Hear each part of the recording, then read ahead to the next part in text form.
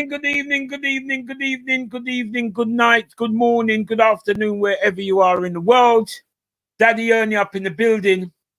Owing to what's happened during the week on Thursday, no, not Thursday, on Wednesday, I'm not sure if Robbo's going to turn up tonight. He's feeling rather sore. After going out to Real Madrid, telling me that they had business to settle, and Mane and Salah is going to be settling the business. La-di-da-di-da-di-da-di-da. I actually wanted to get the Death Kill song tonight, but I couldn't get it.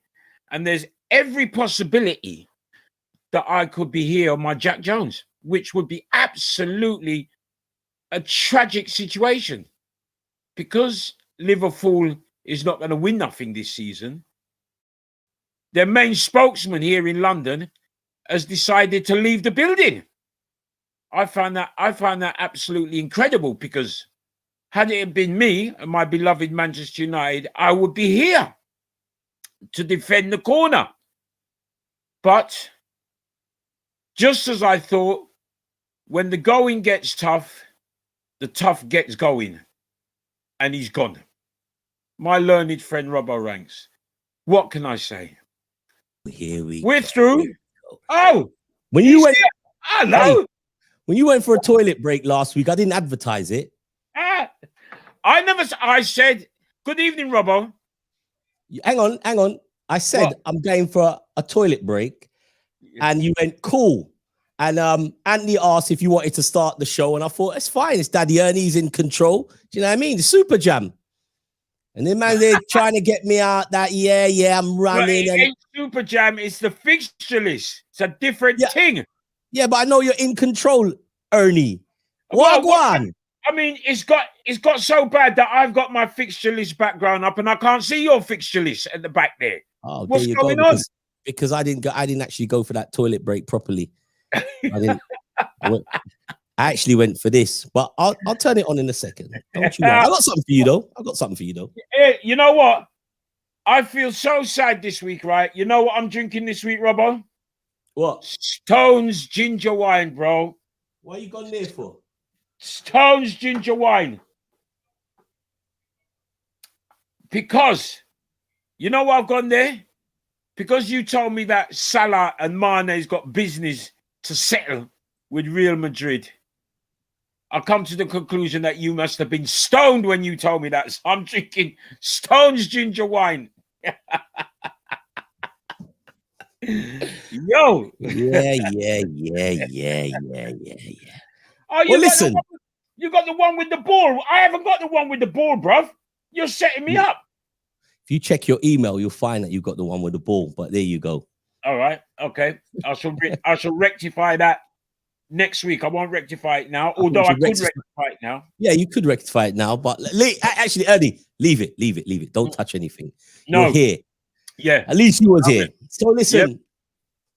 Good evening, Ernie. Good evening, everybody. Right now, Fixture List. Yeah, we're in the building, and it was an emergency stop off just at the start of the show. But as I said, I knew Ernie could handle business. And you know what? It actually felt good allowing you just to get it off your chest. Liverpool lost in the Champions League, lost the tie. But as you saw on Wednesday night, the best team was Liverpool on that day. But it's two games makes a tie. Like 2 orange makes a strawberry, and they got the better strawberry a couple of weeks ago, 3-1. But did you watch the game, Ernie? Did you watch? No, I didn't. I was busy, man. You know, them time of the day, I'm busy, but I was getting regular updates, and it sounded to me like you just couldn't score. The amount of chances that you created, as per the season, you just couldn't score. Your superstars, Mane, Flamingo, or whatever his name is, and Flamingo. Salah, they just couldn't score. They've just lost their shooting boots this season, bro. Yeah, it looks like it. When we thought that the problem was all about Liverpool's defense, it turns out that it's not really the defense. It's really the attacking players. And all throughout the season, it's because Salah is one of those strikers that if he gets the way Liverpool set up to play football, very quick transitions. He doesn't have to think much when he bangs them in. And you look at all the array of Salah's goals, they're really quick turnovers, quick transition, not a lot of thought. But in terms of finishing like a poacher, like a Lewandowski, even dare say like your ex-player, Lukaku, like a real number 9, or like Sugar Legs Harry Kane, he definitely isn't that guy. But I wouldn't trade Salah in for no striker right now in the world. Even if you put Mbappe right now in front of me, I'd have to. I don't know. Maybe the style of Liverpool's playing style allows Salah to flourish, and if he continues to score, 25 to 30 goals a season, Liverpool will be fine. It's just obviously this season his strike partner Sadio Mane has had an horrendous season, and it's a bit like what Liverpool are about. The whole team is kind of off, and if one of your key players, when the Dart Destroyer is not about and he's not destroying, then Liverpool kind of is silent. So we'll see what happens. I think Klopp will regroup, get the troops together.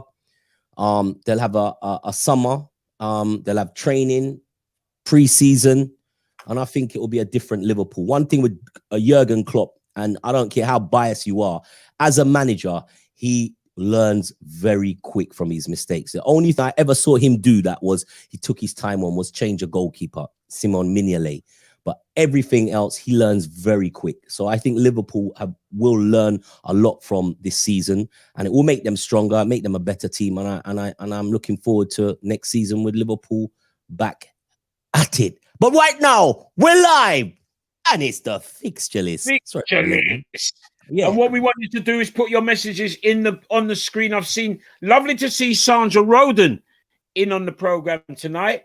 She just posted something about Liverpool. Maybe Anthony can get that in. Drop your comments on Facebook and YouTube. And remember to share. We want you to share Facebook, subscribe to YouTube. We want to get that subscription up. Sandra Roden. So now Sandra is a Crystal Palace fan, along with her husband. Strike force were poor for Liverpool against Real Madrid. 100%, Sandra. Yep. So nice to see Sandra up there. Respect to your husband as well. No surprise that Ernie obsession with Liverpool has already started. How on earth do you say that I'm obsessed with Liverpool? Ernie, man. You're a Manchester United fan. Ever know. Wait, you are, and you're a Manchester United fan, and you're salty. And the only reason why this show has even come, it was born out of salty Ernie. I've been collecting 20s off Ernie for the last 4 seasons. I keep telling him that your team. On. All right, if 3 that was seasons. The case, then I should have got an Arsenal or a Spurs. If you ask Chris Sweeney and people, Natty B and Paddy from Studio One, the messages that they get from me regarding, do you know today is the 60th anniversary of Spurs winning the Premier, the first division as it was in 1961. Today's the 60th year, and I sent out message to all of them. Enjoy your anniversary. You don't get half what Spurs get. Count yourself happy. You know what I mean? Well, at least they got a new sponsor, Dulux Paint. But the sponsor ain't feeling happy about it, though, are they? Well, they wouldn't have gone into a deal with Spurs if they didn't think it was worth doing. So, Spurs is like, look, they're in a good position. They're in a good position to come good. They've got a great stadium. They've got a great, I suppose, a backroom team. Questionable manager right now, but I think Spurs are in a position to do. They'll do bits. They'll do bits. Yeah, I don't know what bits. Well, it'll be in the if they win the Carling Cup, you will have to take your talk back because that proves that they're doing bits. But but they're not going to win it. Robbo. I know, and they know they ain't winning the Carabao Cup. You know that. Listen to this. I just saw someone on the Liverpool's official website. They posted an image of the team Liverpool faced in 2005 in the Champions League final. Crespo, Maldini, Clarence Seedorf, Gattuso, all these great players that Liverpool faced in that final. Shevchenko. What are you talking about now? I'm just saying. And Liverpool won that Champions League final. So Well, how did you reach from Spurs to that? Because I'm saying that Man City is a great team, but it all depends on what happens on the day. Yeah. We know what's going to happen on the day. It's What? going to be 3-1 Manchester City. My worst, you know what my worst fear is, Robbo? What? Man City winning the quadruple. Oh my God. That is my worst fear, worst nightmare. That Well, if they win the quadruple, it's because they deserve it. End of. It'd be my worst nightmare. I don't know what I'd do. It would be deserving if they won. If they won the quadruple, well done to you see that's the difference between me and you. I'm not salty. I'm happy for teams that win. If they listen, it's only because I was winning nothing. On Thursday, no. On Thursday, I was happy for Arsenal. I was really happy for Arsenal. They've done the business. Only because our boy from West London is playing for them. Otherwise, you would be happy for them. Yes, well, I've always told you that Bukayo Saka is the man. And the funny thing is, two of the young players that I rate turned up this weekend. I must say, Phil Foden is a little bit of a rude boy from Manchester. He's deadly. And Bukayo Saka. So forget all the other names that they keep calling about, your Mason Mounts and your dada. They're the only two young players you need to watch. And the other player who was on the pitch, Jude Bellingham. That kid is bad. I'm saying it from now. You see those three players there? They're the real deal. There ain't no if, no but, no maybe. Them you there, they're the real deal. I've seen enough to know that these guys are the ones. All they got to do is just keep their head on, be managed the right way, and that they're three superstars right there. England can listen. I don't like talking about England, but they always throw England in the mix. But England, nice. You're nice. You are nice. Yeah, but they're not winning nothing. I was having this conversation with someone today. England. Well, we know why they're not going to win nothing, because they don't do anything right, and it's always and it's shady, isn't it? It's all shady. Yeah. It's all about Panini sticker book players. It's all shady. But I'm saying with Jude Bellingham, Foden, and Sancho walked in that team right now and start to develop, England will be a force in 4 years' time with those players. No. Because what you got to realize, Robbo, if you look at the French side and the players that can't get in the first team, imagine in 4 years' time, them players there.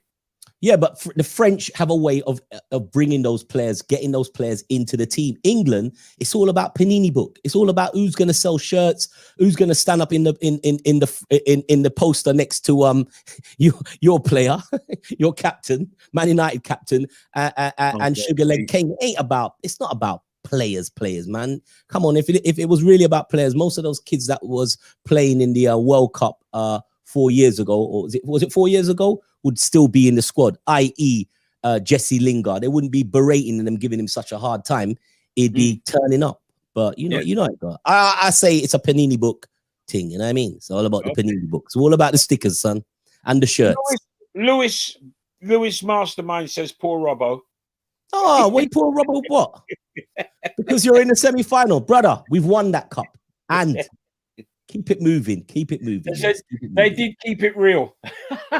Yeah. I like that one. Listen, Real Madrid deserved to win the tie. They played better than us in the first game. We played better than them in the second game, and we just couldn't put the ball in the net. That's just football, bro. That's just football. You can't tell me that Real Madrid came to Anfield and Ross Liverpool. It didn't happen, did it? So that's all I'm happy about. Ross them. They just hold them haul the Ross. No. They were lucky. Ernie. They were lucky to come out of there. We had too many chances. We should have buried them. We should have been 3 goals up. That's football. Lucky to come out there. It was 2-0. You never scored 1. So I'm saying to you, we had chances. We had about 5 gilt-edged chances to win the game. That's how it is. It's football, bro. Okay. Well, we'll see, because if you play a game, if Man United play a game and they create no chances and they look whacked the whole way through, are you happy? No. Well, there you go. And I'm happy because we weren't whacked and we created chances. I'm not happy because we got Maguire. If we could get rid of Maguire, then I'd be happy. You know what I mean? As I said, people. Yeah. That they were saying that the United defense looked shaky without Maguire. You know what I mean? I thought to myself, what are you talking about? Well, they did. Granada did go for balls up in the air. They were putting in a lot of balls in the boxes, and they know that Blockhead wasn't around, so they know they ain't got nobody head of the ball. But shaky, nah. And actually, I thought that was a great. I thought you lot had a really good game. I thought Cavani turned up, but you got to remember, Ernie, it was only Granada. Oh well, okay. That's the people who you said make Coronation Street. Yeah. And they've been running and you only beat them 2-0, but there you go. No, we beat them 4-0 on aggregate, bruv. Don't get it twisted. 4-0 on aggregate. All right? 2-0 at their place, 2-0 at our place. I must say good evening going out to Judith Jacob, who I've just seen come up on the line. Now, if my memory serves me right, Judith. I think Judith is an Arsenal supporter. So good night, Judith. Good night. Evening all, my team is having a midlife crisis. What team? Arsenal. Yeah, I know she's an Arsenal supporter. They're having more than a midlife crisis. I think they're having what's that thing when you get hot flushes? What them call it again? They're having one of them. Man United. Pardon? Supporting Man U? No. You don't get them things there. Judith will tell us what it is. She knows what I mean. Sandra probably knows it. Women get it. Look where you're taking the show today. Look where you are taking the show today. So, listen, we got Paul Elliot coming on later on. For those who don't know, I was Ernie. Before you say a word, I was wondering, are we allowed to say Paul Elliot is a legend because he played for Celtic and he played a legendary couple of seasons for Celtic? Yeah. For those who know, of the year up there, right? Pardon? He was player of the year up in Scotland for first black man to win player of the year in Scotland. And he'll tell us the story because at the same time, Mark Walters was playing for Rangers. And he was deadly. Yeah. When he comes on, we'll get the full story. And he does a lot of work. He's currently working with UEFA and he's also doing a lot of work with the inclusion body, working with the PFA. We got Rodney. So Dick Emery looking revenge in the semis versus the Goons. You're watching Lewis Mastermind. Come on. Lewis is just happy, man. He's happy that he got rid of Lampard. He didn't realize that Lampard was whack. He had to be shown that, and Lampard had to be shown the door that this guy's whack. And Ernie, they're already lining up this guy for the England under-21s job. For what? Yeah, Lampard. Yeah, I can't even understand that myself. I told you it's Panini book, bro. Yeah. On that one, I definitely go with you on that one. He's a looking for Robbo. Pardon? Robbo, what I was looking for Arsenal, they're going through a menopause. Yes, I saw Anthony post that. You and Anthony good with that one. Hey, listen, before we go on with the show, I just want to say, people that have got involved, and if you haven't started to get involved, please do try to get involved in some way, somehow into helping out with the disaster that hit last week in St. Vincent and the Grenadines. It is now a humanitarian crisis. 20,000 people evicted in the middle of a pandemic, and you know what the pandemic is causing in the Caribbean. They got these people, like they say in soca, run up and down, water cannons, run up and down. They got people doing all sorts of madness, and I worry about the state of the Caribbean and places like the Caribbean after the pandemic. I mean, we've seen how it's shut down the UK for a whole year, and how mental health has rocketed in this region. Can you imagine how it is in the Caribbean, where the people is poor and indifferent, and the resources are not there to help? So if you haven't thought about it, I'd implore you to do that. Try to think about ways where you can find any ways. Not about, you don't have to be thinking about shipping barrels or anything like that, but look for charities. And if anybody knows any of those, please feel free to put them in the comments so people can actually get involved. The volcano went off and there's a lot of people displaced, and it is a country that's the world is not really woken up to, because I mean, if this happened in the middle of San Francisco, obviously we'd be changing colors of Wembley Stadium. We'd be flashing the colors of USA.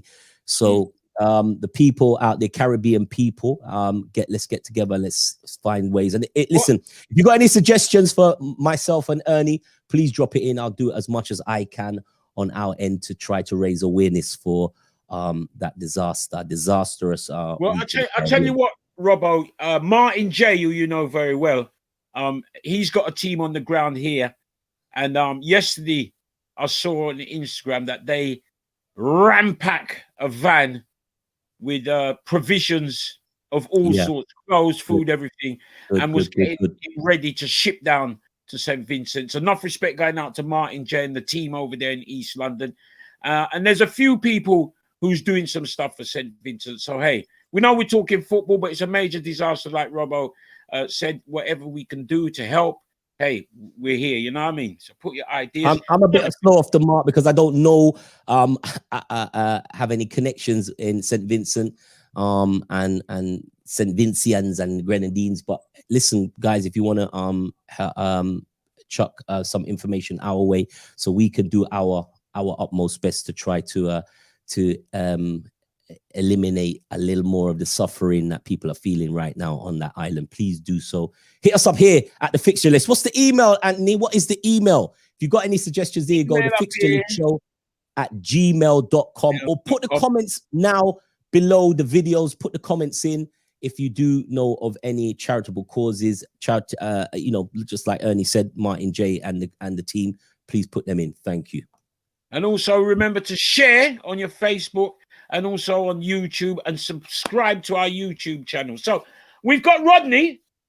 Oh, Rodders, the cool rulers in the building. Now we're not going to play no music for him tonight. We're just going to get him in. Huh? Why? Play a song for Rodney. Weird. All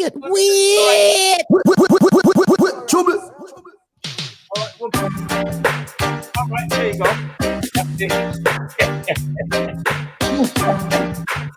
I son, Rodney.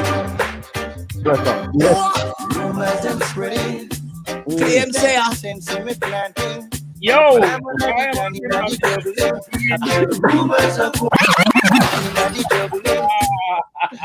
hey, it was rumors. Love that. It was rumors that you weren't turning up. What wasn't turning up. That was just a rumor. I'm here, man. Listen, listen. Everton are leading against Tottenham, so I'm good. Whoa. I'm good. 2-1. Actually, no, not that. No. Let's take it down. Well, you want to draw already in that one, Robbo, don't you? A 1-1 would do you, wouldn't it? Yeah, what am I talking about? Come on, Spursy. Get out of this Spursiness. Get a goal, man. Let's get a goal. You're absolutely right, Rodney. I don't know why I was jumping for joy. I was thinking that Tottenham was very close to Liverpool in the table and they could trouble our rampant quest for top 4. Rampant quest. You know it's going to be rampant. Hey, yeah, it's going to be rampant for the next 7 games. Trust me. You got no options now. There you go. 7 cup final. But that said, you might have a handful. You might have a lot on your hands on Monday night against Leeds. 100%. But have you seen the running for Chelsea and the running for West Ham and Leicester? It's funny, those 3 teams, Man United and Man City, cruise control. I looked at the fixtures for Chelsea, Leicester. Mm-hmm. I'm like, wow. Bit challenging. Then obviously West Ham, boy, trouble. Well, you got to give West Ham a 3-goal lead, and then they get nervous, don't they? 3 successive games they've done that now. So, but they do manage to hold. They do manage to hold on. They do, yeah. That said, they're the entertainers at the moment. Entertainers. Yeah. Best team in London, isn't it? Without doubt. Yeah. Give them props, man. You hear that, Lewis Mastermind? Trevor will be happy with that. Our man Trevor over in Eastcote, he'll be happy with that. West Ham is top team in London. But hey, Rod, I saw you in a Leeds top on a minute ago. What's going on? It wasn't a Leeds top. I was that was Leeds Beckett University. Yeah, but we couldn't see the bottom. We only saw Leeds up here, and I thought, wait, Leeds United. Is that no? It's after I give you this big entry, and you no. It's nothing to do with Leeds United. I went up to the university a few years ago, and they gave me a hoodie, and it says Leeds Beckett University. Obviously, Ernie only saw Leeds, so he's getting. And obviously, as a Man United fan, he's obviously getting upset. any mention of Leeds. We'll see you in Poland, mate. We will see you in Poland. Well, there's a little bit of work to do, and dare I say this, Man United don't do very well in semi-finals. Do you know what I mean? So, this one, bro. This one. Okay, fine. Hopefully, we'll see you on the other side. Yeah, Ernie, it could be 4 in a row. It could be, but somehow I don't think so. Hey, Roma are nice still. They'll Good give you a team. game. Villarreal are a good team as well that Arsenal have to play. So there's no not a given. No, in either game. It could well be Villarreal versus Roma in the final. The thing with Villarreal, which is it's so funny about Dick Emery. Dick Emery turns up in that tournament, that competition. He turns up, and he took a very ordinary Villarreal and taken them to a place that he's so familiar with, semi-final of the Europa, and he's won a few as well. So, and of course he put a joint in a dent in Liverpool's on Klopp early, didn't he? And a few more teams, because he's done well in the tournament. And Villarreal, you got to respect him. He knows how to get the job done. But it's gonna be a fascinating semi-final. And very fascinating, because if he's as salty as Daddy Ernie, against Arsenal, well, let's see. You might find, guys, that it may not be an all English final. Yeah, that's what I was saying. Right. I'm not counting my chickens before it hatches. Let's get over the semi-final first, and then we'll deal with the final. One game at a time. It doesn't matter about performances in cup games. Just get through to the next round, lift the trophy. Harry Kane has just scored for Tottenham. It's now 2-2. Okay, 2-2. And I think a draw suits you, Robbo, with those two teams. Thank you very much, Harry. Yeah. And he was just cussing Harry Kane a minute ago. I weren't cussing Harry Kane. I was cussing your captain. No, I don't cuss about Sugar Leg Kane. No, listen. I cuss his ankles because they give away at least 4 months every year. But as a finisher, no doubt, I'll say this: Harry Kane is the best finisher in the Premier League. He finishes like he's a finisher. He's a murderer. And any team that Harry Kane goes to, obviously, you're losing for 4 months. He'll murder it. He'll murder it. If he goes to Man City, trouble. If he goes to Man United, big trouble. So, Ernie, you better get your Kane shirt ready, bro. No, man, I wouldn't wear a Kane shirt. Cavani can't hold that chair when Harry Kane comes there, bro. No, I would not. Richard Smith, poor defending. I don't know what he's talking about. He's talking about the Everton defending against Tottenham. It's been basically 2 errors that have led to Kane. Big up Richard Smith. Richard Smith has got a big errand for us, Ernie, and because I know Fluid, he will deliver. Won't you, Fluid? He'll deliver. I won't say no more. Okay. It's an up north thing. You don't understand, Ernie. You know you're inside the M25 guy. Yeah, but I know that Fluid is up in Leeds. Yeah, I said Fluid will deliver. Okay. Okay. All right. We'll wait and see on that one. Sandra, I agree with you, Robbo. Kane is the best finisher in the Premier League. Thank you, Sandra. All right. I thought she was going to say Benteke. Talawa TV just posted something. We'll keep that for we'll put that information out. Thank you, Talawa. We will come back to that. Definitely. We'll come back to that. Ivan Toney, what a striker. Anyway, Rodney, as you glance your eyes on the European fixtures, we kind of talked about them. What was your eyes saying over the weekend with the Prem games that we just kind of went through quickly? Oh, they seem like a long time ago now. There's just so much action, isn't there, that takes place.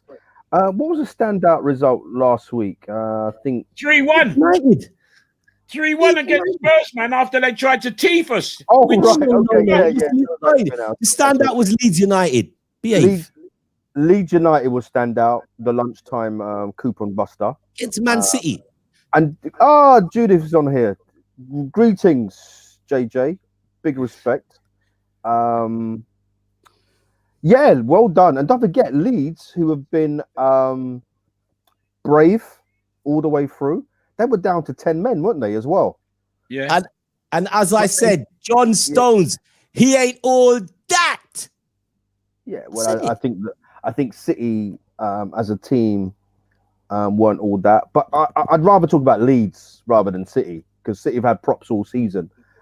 Here's a team, don't forget, that have been newly promoted, great pedigree in terms of the Premier League, and whenever Leeds have gone behind this season, they've never been put off. They just continue to keep marching, and they got their rewards last Saturday lunchtime, and then, as you said, Ern, you must have been really pleased with that. I was, because I thought what Song done was absolutely disgraceful. I thought somebody with an Exocet missile where he went down. I think it did you a favour. Disgraceful. Come on, man. He was just play acting. I mean, we see a lot of players do that, but I'm just saying, I think it actually motivated your side. Do you know what I mean? I think it gave you a level of motivation. A level of motivation. The goal that was chalked off. For that foul. I mean, when I look at it, if the ref has given a foul, then McTominay should have gone because he had a yellow card already. But the ref backed himself up in the corner and just said, you know what? No goal, carry on. But that goal was wicked. But what about the players? I mean, Son and players know that a handoff, anything like that now, it's likely to get a VAR screening, isn't it? So, are they playing to the gallery? I don't know. Did he actually touch him though? He did touch him. Yeah. It wasn't you just go like that. You move and you just a little thing like that. Like, don't hurt yourself, Ernie. That's enough. That's enough. I thought Biden had launched the Exocet missile and hit him with it. Yeah, but the referees are very sensitive. The games they turn up 1 week, they're not so sensitive, and then like the goal in the Champions League, the penalty in the Champions League. Didn't you see the Emre Can? We went to head of the ball, and it looks as if he's trying. It looks like he's trying to get some leverage, but he did head of the ball. Yeah. It did actually glance his. He didn't glance his head. Working his arm in an unnatural position. Do you know what I mean? It just raises a level of suspicion. But the thing that we're talking about, there is no level of consistency, even with VAR. So when the referee gets told to go and look at the screen, invariably you think he's not going to change his mind, but occasionally they do. Something's up. I don't know what game we're watching sometimes. And the offside, the Bobby Firmino goal, Liverpool, the build-up play, and you're watching this VAR and this line. Somebody, please explain. Listen, it took a lot of people years to understand the offside rule. Somebody, please explain them crayon drawings. Because I don't understand. Yeah, what is that about? In fact, hold on, we should bring our own crayons to every game now. We should just do it ourselves on our TV. Just do it on our TV. and because the angle where the camera, obviously where you're catching, they say no, don't worry, we've got it to right on the nose. We know exactly. Hold on, we've got to also say in the West Brom game, more controversy. Based on where the player was standing, they say that the VAR couldn't do its job. Do you remember that one? Yeah. Now, if and the Leeds United striker that was offside for pointing, he was like, play the ball here. He was level with his man because he said play the ball here with his hand. As I said, the problem for me is that I always believed the way I love football, the way you guys love football, is that the advantage should go to the attacking side. Okay, 100%. We want to see goals. We don't want to see crayons on screens and because his shirt sleeve was above that. It's madness, right? I want to see goals. And okay, that's going to pain us all at some stage because it will go against us. But we want to see goals, and I don't want to see goals chalked off for millimeters. And I think most people will be okay with giving a player the advantage because he was pointing. Yep. It's common sense. But because they say, well, offside is offside, it's black and white. They choose but to a forward attempted to score a goal for his team. His natural gait is to be leaning towards the goal. Yeah. You understand? So I don't know. It's mad. It's mad. My opinion. You want my opinion? You see like how they got rid of. You see like how they got rid of the BAME, BAME. They need to get rid of the VAR. Get rid of it and let's get back to how football is supposed to be played. That's my opinion. Can't disagree with any of that. You know what I mean? The VAR is turning people off of football by their hundreds. If they carry on, there'll be nobody watching football. As I said, I mean, pre-season, as a member of the press, I managed to get up to Stockley Park and get a little bit of tutorial. And they've got 4 or 5 screens. There's the VAR. There's the VAR assistant. There should be nothing that they miss. Absolutely nothing with all the camera angles. And clearly they still do. That's the problem. Terrible. At this rate, you might as well leave everything to the online official. Well, you can clearly see that football is being run by a bunch of incompetents, just like your country, Ernie. We won't even go there, Robbo. What you call? You're talking the Jamaican Prime Minister's incompetent. What's wrong with you, Robbo? I actually wasn't talking about Jamaica. I was talking about your Boris-run country. Mine. Yeah. Come on, you know better than that, Robbo. You know better than that, Robbo. Definitely, you know better than that. But you know something. Somebody just flashed something up on the screen and it's gone completely. Robert, who was on last week, said they'll sack Mourinho before they sell Kane. What say you on that, Rod? Well, I'll be honest with you. I think we're all agreed that it's a crazy season, yeah? As unlikely as it sounds, Tottenham are well capable of beating Man City in that cup final in a couple of Sundays' time. I know the betting odds will say different, but it's been a crazy season. And if they win that, they've got a trophy. And don't forget, they haven't won a trophy for about 10, 13, 14 years, something of that nature. However, if they don't win it, if they don't qualify for Champions League, which looks highly unlikely, Mourinho, I think, will go. I think I've seen the tide to... And more importantly for Tottenham fans, Kane is going to go as well. I think I heard you guys talking about it before I came on here. I think Harry Kane's had enough. The grapevine is that if he doesn't get Champions League with Tottenham, which looks highly unlikely, he's off ski. But you know, I think I talked about obviously Harry Kane turning up in Manchester. Which side of Manchester? But could there be some reasoning in that Harry Kane actually wants to? I try to not buy it, but he actually wants to stay and do his best for Tottenham because you'll have to break the bank to buy Harry Kane. He's going to be well over 100 million. It's not the season to buy players. It's definitely not. I don't know if this is the season to spend 100 million on a striker. Mr. Levy is a very, very good businessman, and he'll get the top dollar. But you're right. Both sides of Manchester, PSG, they are about the only clubs I feel that can afford to pay for Harry Kane. And I'm not just talking about the transfer fee. I'm talking about the wages and everything that goes with it. Yeah. You know what I mean? I have to say, I think it's more likely to be the light blue side of Manchester. So if he goes to the light blue side of Manchester, what's happening to in Ernie's language, haggling on the haggling corner? He's coming next year. If we don't get Haggling this year, haggling, because Ernie wants to haggle on the corner. Yeah, the talk is that Werner at Chelsea, jury's still out.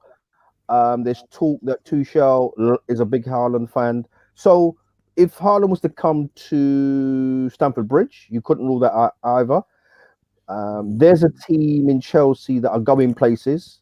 As I said a few weeks ago, I believe they'd win the league this season. I'm a season early for that to be reality, but there's something happening. There's something happening at Stamford Bridge, and don't rule them out winning the Champions League. All right, swallow hard on that, guys. Don't rule it out, because when Chelsea lose their manager, they tend to win trophies. Yeah, I think I need a drink on that one as well, Rod.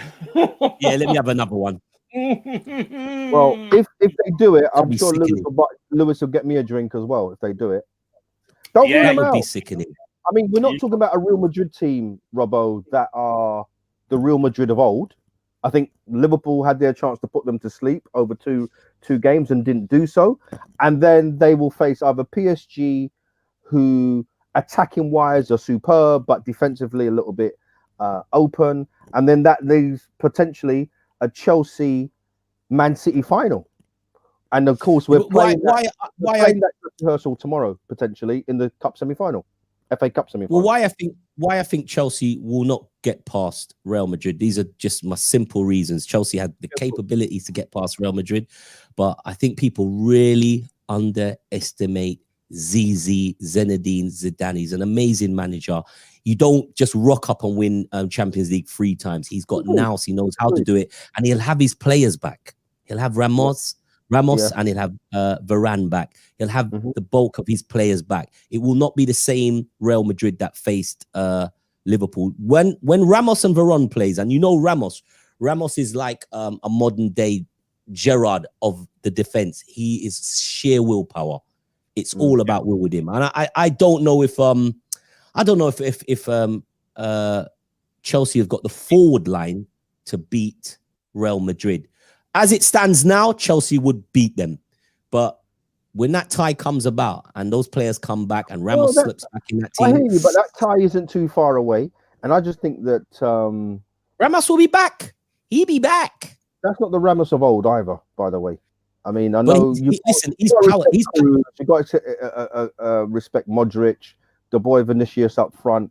But I think if you're going to get to Real Madrid, it will be this year as opposed to years gone by. Yeah, 100%. They have the Champions League pedigree. I can't disagree or argue at all. I just think both semi-finals fascinating. Absolutely. Rodney, if Real Madrid get their nose ahead in La Liga, Chelsea will not beat them. It's a simple one. They won't beat them. Guess what? Guess who's here? Who? Ed the Red. Lie. Ed the Red is here. I mean, he was called out for royal duties last week. He's here. What role do you do? Good afternoon. Hey, bruv, I could lose my job myself. You don't have to do it. His Royal Highness, the Duke of Edinburgh, Prince Philip, passed away at 99. The funeral will be at 3:00 at St. George's Chapel tomorrow.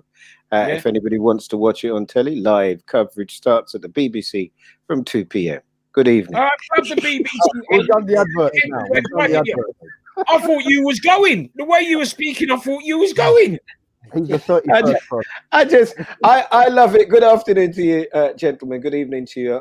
I'm sorry I'm late. It's one of them, isn't it? But I'm glad I'm here for a little while. Robbo, you speak as though because Real Madrid beat Liverpool, they Chelsea can't beat them. No, I didn't say Liverpool more or less threw it away in the first leg, didn't they? 100%. It was a bad performance that lost the tie. But if it was down to Liverpool's performance on Wednesday, they proved that they can perform. But it's just you turn up and you have a bad 90 minutes. End of. That's Champions League football. I got to say, I'm in the chat. I'm watching it in the chat, and they're like, you take Haaland or you take Kane.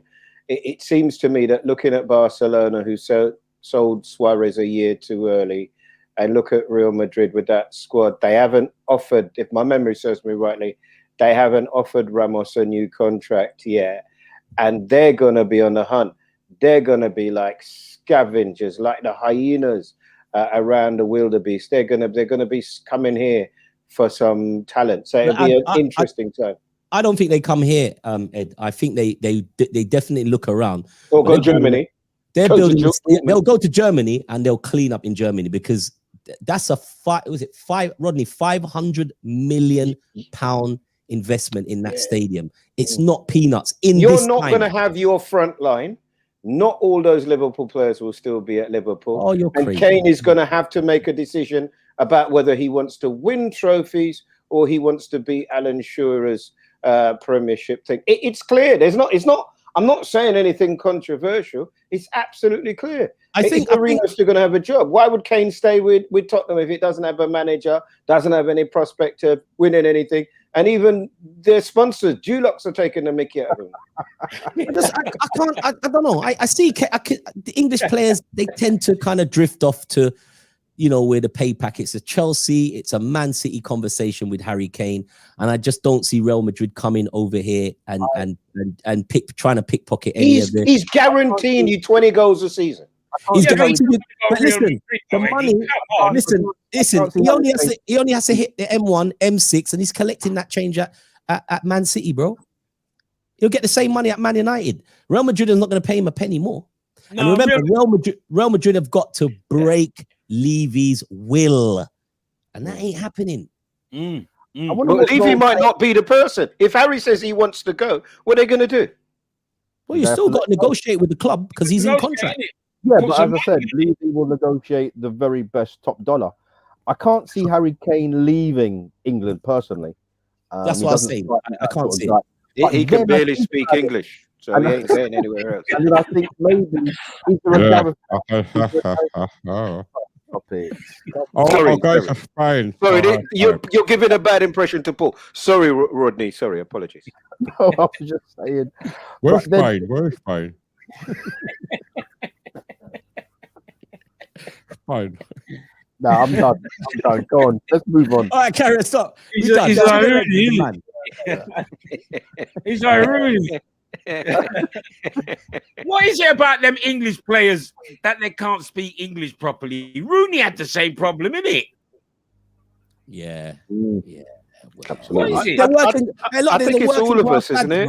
No, I think it's all of us. I think that because English is the language Speak for yourself, mate. most, what other language do you speak? Me, Spanish. I speak Spain. I speak Spain on the plane. Good. Good evening to you. We are hoping that you will be able to assist us in raising funds for the volcano disaster in St. Vincent and the Grenadines. All right. Maybe Edward, because Ed's all over that, all over the news. Ed, we were obviously discussing the situation in St. Vincent, and we were asking for more information of where people can actually part with any help that they can give. And I know you cover it. You cover it not only on your talk show, but obviously what you do on the BBC. What would you advise people? How would you advise people to? There's an online benefit taking place, as I understand it. There is a benefit that's taking place online. While we're on the show, I will find it, and there are a lot of big names that are already on it, doing not necessarily from St. Vincent, but doing it, and it's interesting, and maybe a little unfortunate that I've been called a lot by people today, more about what White Yardy's been saying about other comics in relation to their support of it than actually in relation to supporting it. But let's stay focused. I think it went off over 40 years ago. I think one part of the island is okay, but certainly evacuating thousands of people in the middle of a global pandemic cannot be easy. I promise you, I will give you that. And if anybody wants to do anything, or if anybody wants to get together to see if we can do something, then I'm sure if people would do that. Really important that we mark. Yeah, you're absolutely right. You can go onto Voice Online, all the W's, voice-online.co.uk. We have some stories on there and some links as well where people can contribute and at least find out a little bit more. Yeah, most definitely. I think highlighting is definitely the key. We need to get that kind of that conversation. You're going quick with Paul. I want to know this. Yes, we're going in. This racism story that this 10-game ban, and then a man who got insulted gets a 3-game ban after they bust him up in the tunnel. I mean, that's a story, isn't it? Yes. And the story was, well, I know we haven't mentioned it, but well done to the Arsenal yesterday. Yeah. Like I said, the players, the way they handled that, taking the knee scenario, was a lot of class, I thought. And Steven Gerrard praised Arsenal. The performance was great, but I think the stance was even better. And as I've just found out, I think Arsenal are going up to Glasgow Rangers for a pre-season match in July, because obviously those clubs firmly have their thoughts on what's happened and just coming together, really. Well done. Now Arsenal. we wish Aubameyang all the best, because I know a few people who've got malaria and it ain't fun at all. It ain't easy. It ain't easy. No. Not an easy road. One thing though, his car's parked up for a while, isn't it? Good. You're blowing our chance of getting him on the show, Yeah. Nah, Anthony, that's a red, man. That's red. Malaria. No, all right then, all right. So anyway, all right. No, I'm not saying anything. I'm not saying nothing. Respect to Aubameyang. Get well soon, right? Because we want to see the car up on Muswell in stuck in the traffic again. We want to see that. Well, you're late for a very important date, son. Yes. Our special guest tonight. Yes, sir. Started at Charlton, played for Chelsea, played for Celtic, played for Aston Villa, played for a side in Italy. Wow. What the name? I know it begins with P. Wow. What's it? PISA. Pisa.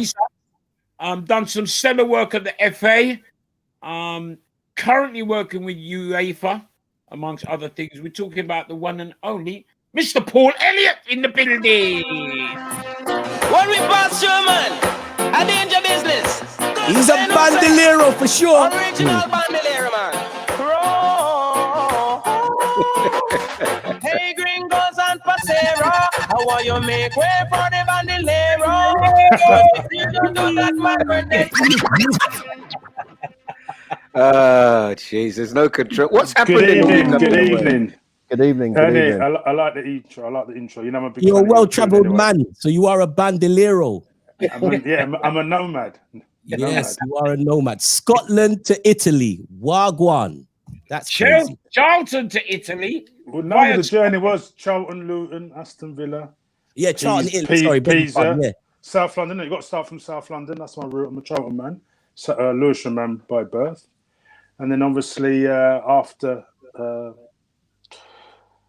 Pisa, Celtic, and then obviously backyard at Chelsea in the mid-90s. You're crazy. That was Yeah. That's a great picture in that Celtic kit, I must say. Yeah. Paul, many people talk about Celtic, and when they describe, I mean, for the younger fans, they say he was very Van Dijk-esque.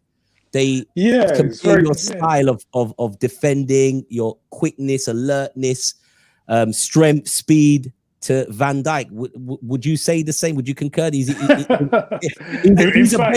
baby Paul Elliot. Well, listen, he's a colossus, isn't he? And he learned his trade. He was at Celtic, went to Southampton. And I have to say, you know, you've spoken about, I've been interested in your current analysis of the modern day game. And I think it's clearly evident that Liverpool's fortunes took a nosedive when he obviously sustained that dreadful injury. And I think sometimes you just don't realise how good somebody is. It's not when they're there, but it's when they're not there. Yeah. And I think that was clearly evident. He was a Rolls Royce centre back, but he had the other characteristics in terms of his presence, his physicality, his ability to read the game, his ability on the ball, and his natural all-round leadership. And he's a true inspiration. But he will be back, just like Liverpool will be back.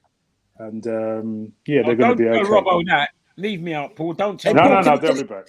Paul, can you just say that again, but in a way that the average person, like someone like Edu, doesn't know much about football, just wears a red shirt.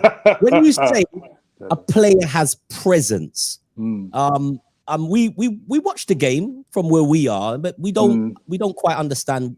Does that mean presence in the dressing room? Because it obviously is a big aura. player. Yeah, it's an aura. What happens is it's a comfort. Presence gives comfort, doesn't it?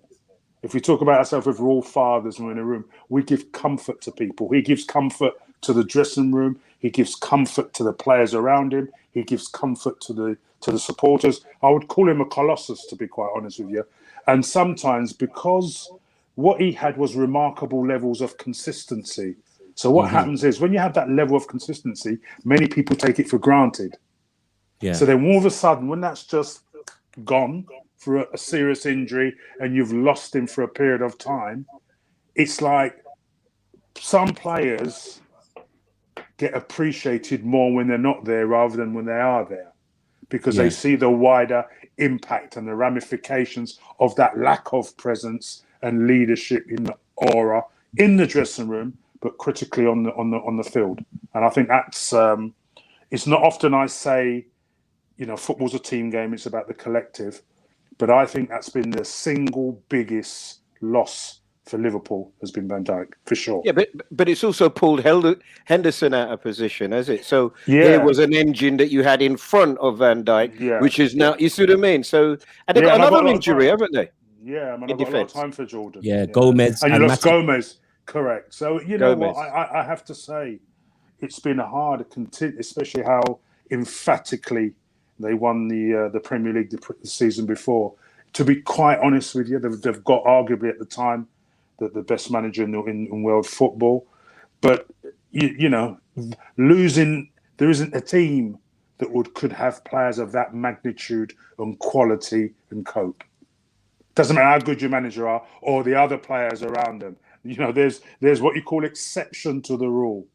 And let's be honest with you, Van Dijk, you know, when he won, you know, the World Player of the Year, I mean, historically, it's always been, as you know, the Ronaldo and the Messi show, you know, over the last sort of 4 or 5 years. So to see a defender win it of that caliber and magnitude, he had to be special. And that year, I have to say, when Liverpool won the Premier League, they were ridiculously exceptional and consistent. Anyway, enough about the Liverpool business, right? I want to hear about Paul Elliot, the cultured defender and the first black player to win the Scottish Footballer of the Year up in Scotland, where I know.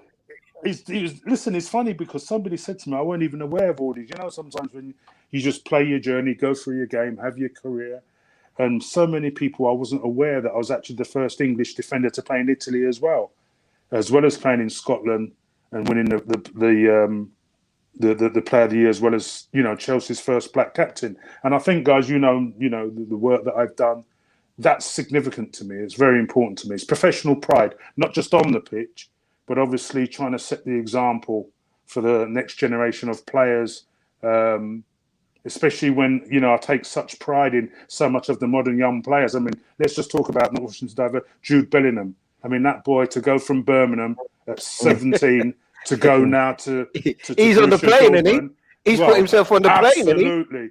But what I just love is that trend of young, outstanding. Sancho left Manchester City. Massive, brave move. Could have sat there, been in the comfort zone, gone and played in Italy. So I just love that now. These young, you know, just all-round talent, but these young, black, outstanding talent. They're maturing. They're professionally focused. And they're saying, hey, we want to play at the highest level and we want to apply our trade. So it's their pride, their professionalism, because they know they're getting their priorities right. Do it on the pitch first. The money, the status, the fame, everything follows you. But get it right. To get it right in the field. So we're in unprecedented great times. And me, as a bit of an old soldier, I just sort of beam with pride to see, you know, your Raheem Sterlings, your Rashfords, not just on the field, but their consciousness off the field. Your Tyrone Mings. These are just not great players, but they're outstanding individuals of the highest order. That's not just representing their community, their country.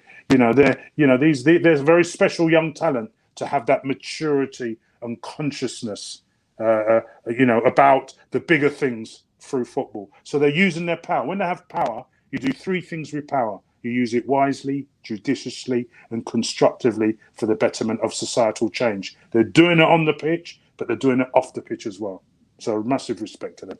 Paul, it's Rodney. How you doing? Yes, Rodney. Yes. I mean, I'm blessed to have sat down with you. I know your story. You've heard me, innit? Yeah. I've heard you. But Paul, based on obviously back in the day going to Italy and obviously Scotland, that must have brought its own challenges for you. Listen, you've shared some of those with me. How much has that past helping you with what you're doing currently at the FA, getting wonderful things like the diversity code together? Can you marry those two? I know what you're saying. There is a correlation. Yeah, it's called character, resilience, persistence. You know, my parents are West Indian born, Jamaican born, first generation, Windrush, you know, born and bred in Lewisham, southeast London. So you come with a different kind of skin. And I grew up tough, but focused. And I think going into those first environments, being the first, it carries a big weight of responsibility and pressure. And I have to say, not just on the field. I mean, I remember my first game for Pisa was against AC Milan. You know, And there was, the coach was saying to me, Paul, we've got certain players playing today. Baresi, I'm sure you don't know him, Maldini, Costa Curta, Ruud Gullit, Van Basten, Rijkaard, Ivani, Tassotti. So I've just says, boss, it looks like I'm going to have a busy afternoon. So my second game was against Napoli. We played against Maradona, and correct, I was marking Maradona. I got myself sent off. 60,000 people in Naples baying for my blood when I bust How his did he ass do on you? the How did he halfway do line. you? Nutmeg. How did that happen? He didn't nutmeg me because I was quick, but I was, I had to hold him down. But listen, my point was the racism was tough in Italy. It was brutal. And look, a lot of what people have experienced today, that was going back 30 odd years ago with me being the first. So the monkey chanting, the booing, it was clear. Listen, Italy's a beautiful country. The culture, the people. I always say I went there a boy and come back a man, because I discovered Pinot Grigio, Rioja, and food. But the cultural experience was magnificent. So going from there then straight into Scotland, my key brethren was Mark Walters, because Mark just signed for Rangers. And he said to me, big man, get yourself up here. He says, they'll love you up here. And, life is a journey, and I didn't know what I was letting myself in for. But I'm an open guy. I'm a spirited guy, with the challenges that I've had growing up, playing football in the environments that I've played in. Yeah, go on. I've done it in Italy, Go and play in Scotland. And before then, you have to think I was playing at Luton Town with Ricky Hills, your Brian Steens under David Pleat, and at Charlton, Aston Villa. So, with that experience, you just need strength of mind, strength of character, resilience, leadership, and all them things that my Jamaican family, my mum and dad, and that you grew up with, and faith and strength. Can I ask you, Chris? Good afternoon. Good evening. Yes, I do. Thanks for doing this for us. Now, I wondered if we'd lost you, because when you had your moment and when you came out of the land, I'm talking about when you retired now, right? Yeah. I had you down as an outside bet to take over from Clark. Do you think that journey, that resilience, do you think people have still got you up at the FA for that? Yeah, I think, listen, there's lots of issues because, and I know, guys, listen, we've lived through a brutal adversity the last 14 months, and there's been so much good. I'll try and take the good and the positive out of it. And if you look at all the issues that I've fought and challenged and all the issues that we know about around systemic, institutional, structural, systematic racism, social inequality, racial inequality, we have to fight. We don't get nothing for nothing. And it taught me about what the power of people can do as a collective, right. And I look what's happened to our people, and we've come so strong and so together in the face of adversity. So what I've just tried to do I've tried to progress the best way I can, take people with me on the journey. And, the FA, there's some really good people there. It gets a raw deal at times. Of course it does. But what it's tried to do, I'm just one man in a big, serious organization, but taking people with me. And that's through trust, that's through integrity, that's through leadership, that's through values, that's through telling my story and trying to mobilize people and take people on a journey. And I think, Rodney just made the point about the diversity code. I'll probably come on to it some, but that could be potentially huge, not just for this country, but also internationally as well, to give black players, women, targets. The clubs have signed up to an organisation to provide employment opportunities during and post career, and it's the first actual formalised underrepresentation from the football stakeholders and clubs of the issues around gender and lack of opportunities for black players to become that transition from black players to coaches. So people had spoken about me in that space. I know the politics. I know the nuances. I don't know if it was, that it was reported about me not having the vote on the board. But as I've always said and I've maintained, whilst we know the power of the vote, we understand the ramifications. I've never needed a vote of any sort to make change. It's the will of my character, my forceful personality, my intelligence, my ability that I transitioned from on the field into the dressing room and into the boardrooms to take people with me, take football with me. So I'm about people, because I've always said in life, it's not policy that make change, it's people that make change. And my work, my life is with the influencers. And it's been challenging, but I don't give up. I'm a resilient, resolute character. And I think that's within my DNA. So I keep going. You know, I don't know what life holds for me. We all know today is what we all live in. We're enjoying, you know, notwithstanding the current climate. I'm pleased that we're here, you know, that we're all sort of talking, engaging, mobilizing, empowering, because I think that's what we have to do as a collective. Because if we don't do that, we will always be a minority. And we can be a minority numerically and statistically, but in voice, we can be powerful. And I think it's that voice and that collective collaboration and leadership, which is really important. That's why it's important for me to discuss about those players, this generation. Talk about the past. Of course, the past is important because you learn from the past for the present and the future. So I just feel that, you know, there's some big things going to be going on in football. We've got some amazing leaders who are young people that have got an amazing consciousness that I so admire. Paul, can I ask you? I mean, I was going to ask you, Paul. Since you started on your journey, how significant is there a significant change in terms of getting people of color into the system? I think there has been. I think what's happened is you've not seen it necessarily, because if you look at the data, you know, everything's driven by data. 33% of the players that play the game on the field of play are black, or Bammy, or you want to call it whatever we're going to call it. I should be. We're not calling it BAME. It's the ethnic minorities or people of color. I think that's under the Sporting Equals parlance, but we know where we're coming from. So Bammy, I think, is yesterday. Black is today. So 33% of black players. Yet we've only got 6 or 7 managers. So it's highly disproportionate.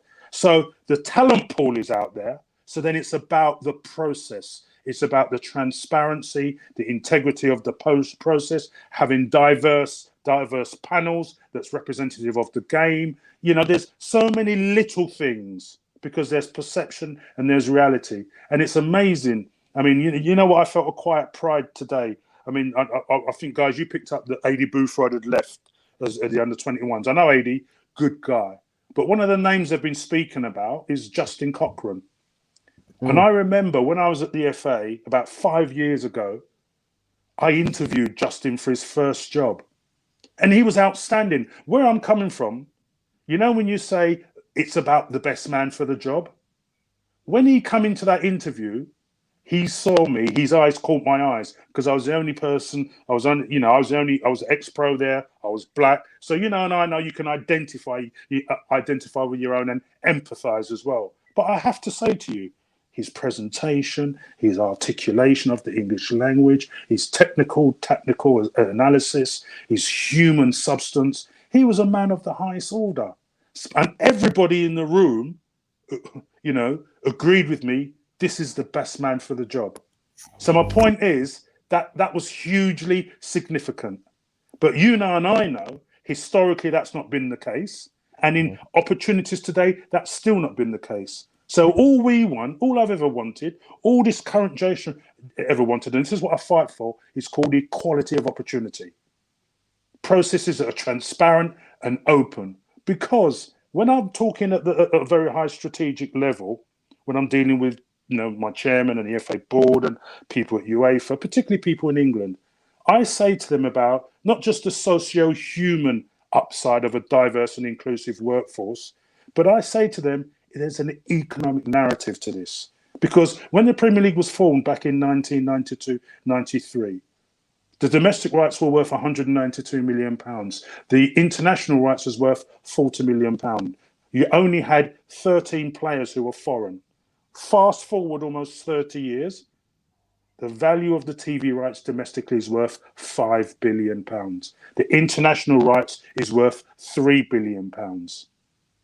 The Premier League now is watched under the United Nations guidance in 188 countries. 61% of the players that play in this country are foreign. So where I'm coming from, what I've said to my colleagues at the FA and the Premier League and at the across the stakeholder ecosystem, That's the value. That's the economic upside of diversity. The Premier League's model and this whole ecosystem in this country is built on diversity. So that was my argument that got the whole of 19 out of 20 Premier League clubs to sign up to the code, the Premier League, the English Football League, the LMA, the PFA, the FA, and 35 championship clubs. Because it wasn't just the right thing to do, or the socio-human, but it was the economic upside. So you see where I'm coming from, guys? You have to talk their language, talk their parlance, but everything you have to do, you have to evidence with data, because the data doesn't lie. Yeah, they do like a bit of data. But Paul, you've obviously had a chair inside of the building. I think that the FA is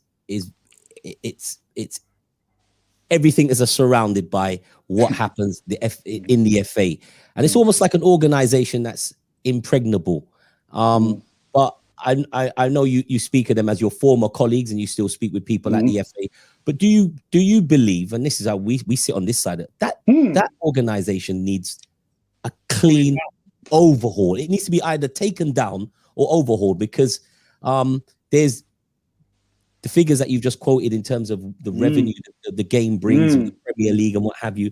But it's a dinosaur organization, bro. I mean, I think people... Would you say that? What I'd say to you is, when people talk about the FA, the problem you've got, because of the FA, it's so focused around the FA Council, which is the Parliament of Football. So if you look at the FA Council, you know, numerically, statistically, it's not representative of the people that play the game and watch the game. So in terms of reform, it's been ongoing. I mean, I think that, and I think there is a point. Of course, there's an argument to say that, you know, the aspects of the organisation is not representative of the participants that play the game and watch the game, and that's really focused around the council. But when you look in other areas, if you look on the coaching side, you look in the administrative side, you look in other areas of the organisation, it's incredibly diverse. And I think the problem you've got, because you've got the FA Council, when people talk about the FA, they predominantly talk about the FA Council, don't they? They don't really talk about the other facets, and you wouldn't see how... I just say the FA. Yeah, and that's what I'm saying. The whole of it. The FA's got 1,000 staff. You know, 13-14% of them are black. But sometimes that's not visible on the way. But I can.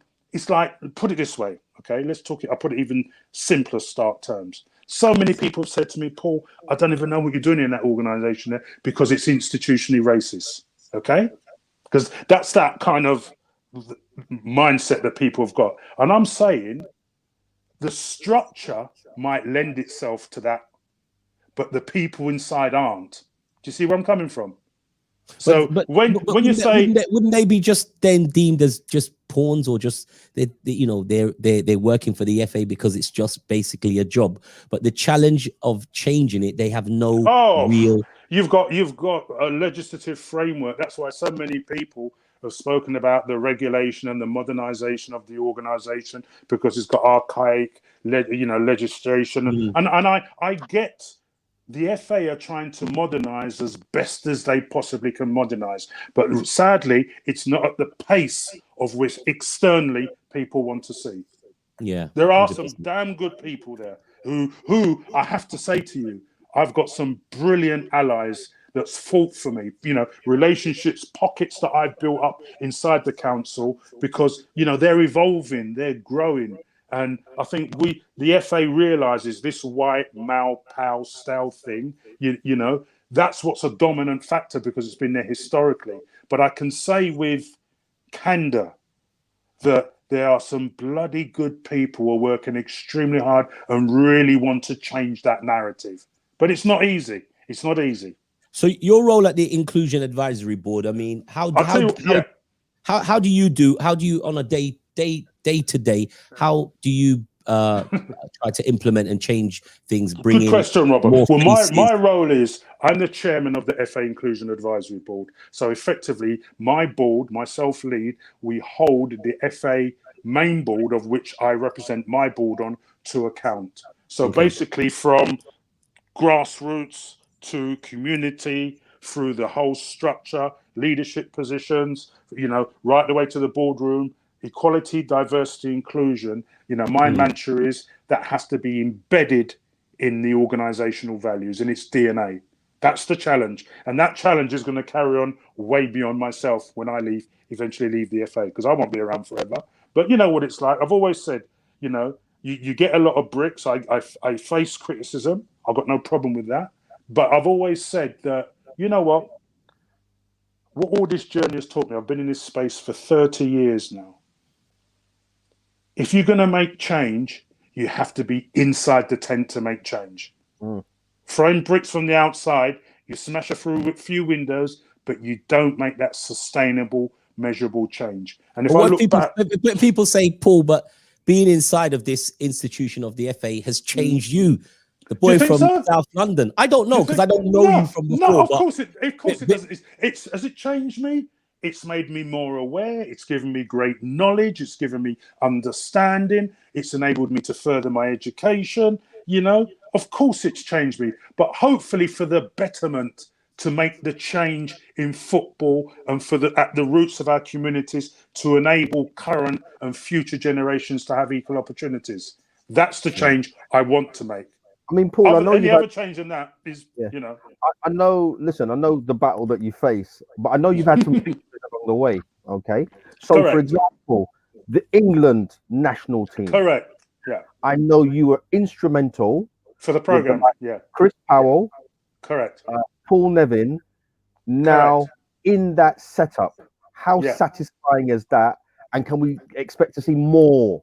Yeah, coaching? I mean, Rodney, you know, and I have to say, it was slightly before that I was so proud. This was in 2017 when we had the governance reforms. So we had the Rooney Rule, the equivalent of the Rooney Rule. We had targets for black people in leadership positions, targets for black coaches in positions. So there's a number of little things, but they add up to big things. And that particular role that you spoke about, I mean, it was a dark time, a challenging time in the FA, and I just took over as chair from Heather Rabatz, who's my good friend. And Heather said to me, Paul, I tried to do something, but I think you are the only person that can do it.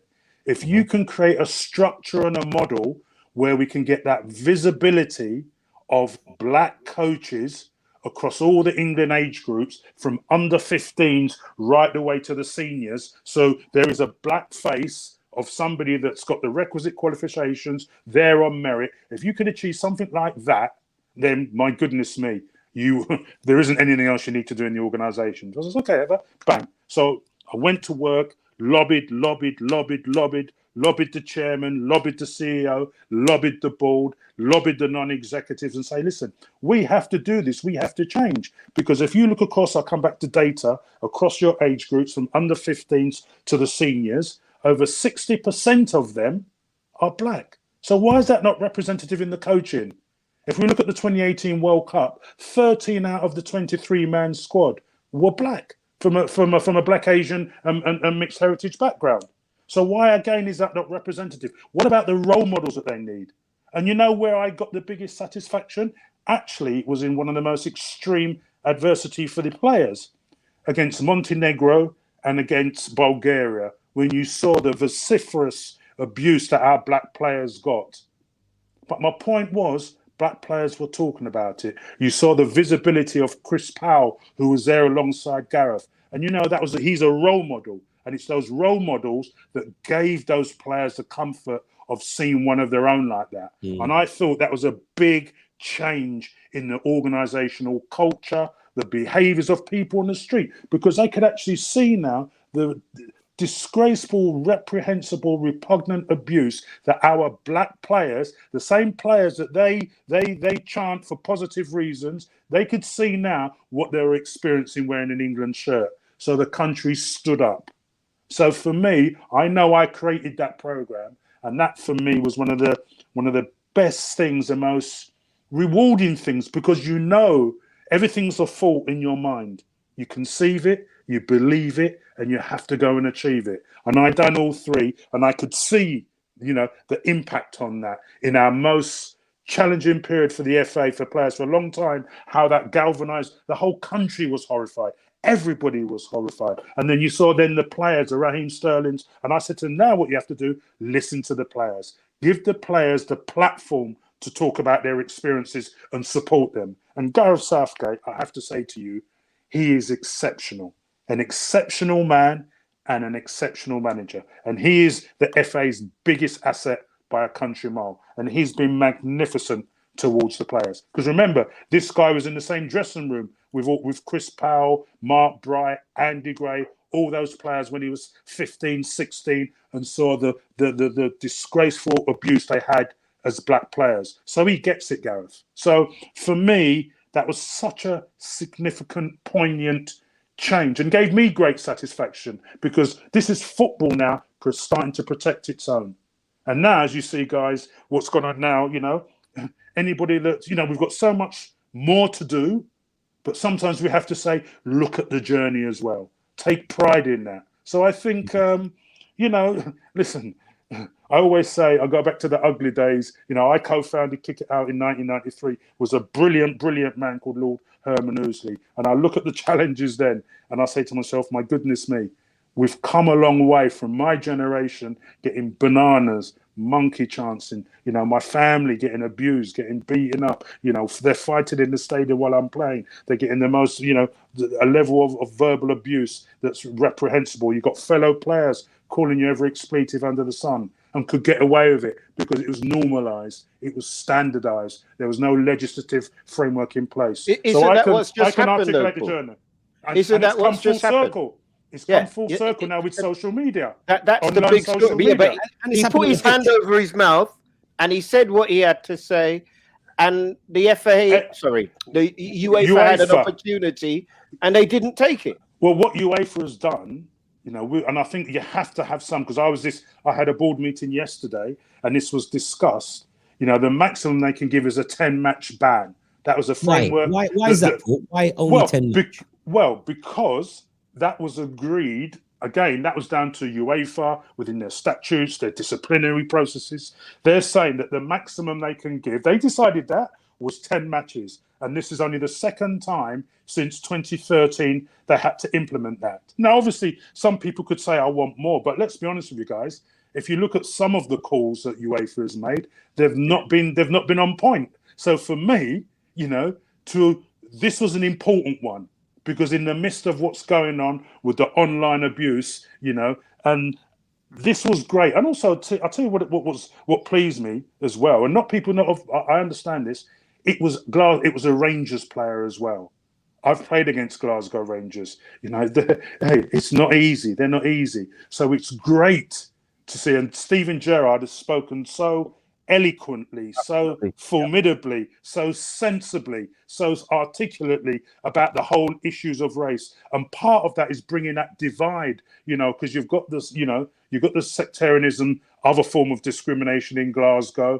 And Steven Gerrard is doing some brilliant, brilliant work. He's like a Gareth Southgate. He's a great player, but he's also a great man. He's got them great human qualities. So yeah, everybody can say the sanctions should have been 15 games, 2 years. But you have structures, you have frameworks. But I think there's a strong message now of zero tolerance now. And people have to be careful. I think it sends out a strong message. But did it send it out to Suarez?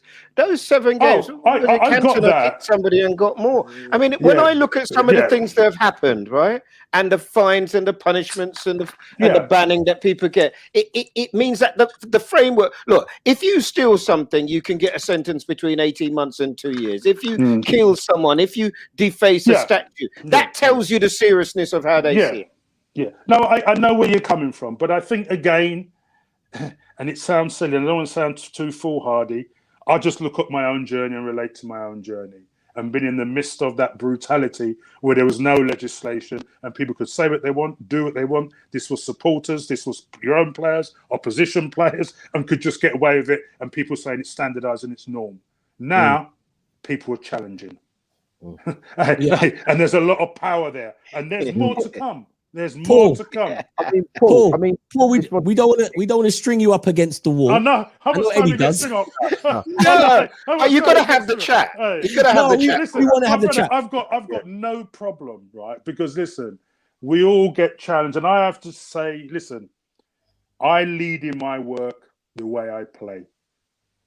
Okay. I do it sensibly, articulately. I'm educated. You know, I passed my master's degree with flying orders because in my business, you have to have the ability to articulate the narrative. Because I get challenged. Hey, whatever challenge comes from you, my brothers, it's like a scratch on the backside tonight. Let me tell you something. Because I get seriously challenged. Because I'm the minority in the corners that I'm fighting. I'm on my own. You know where I'm coming from.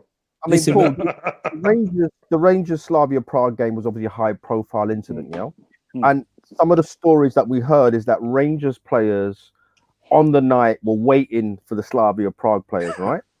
Now, stop spreading rumors, Rodney. Rodney, it's the truth.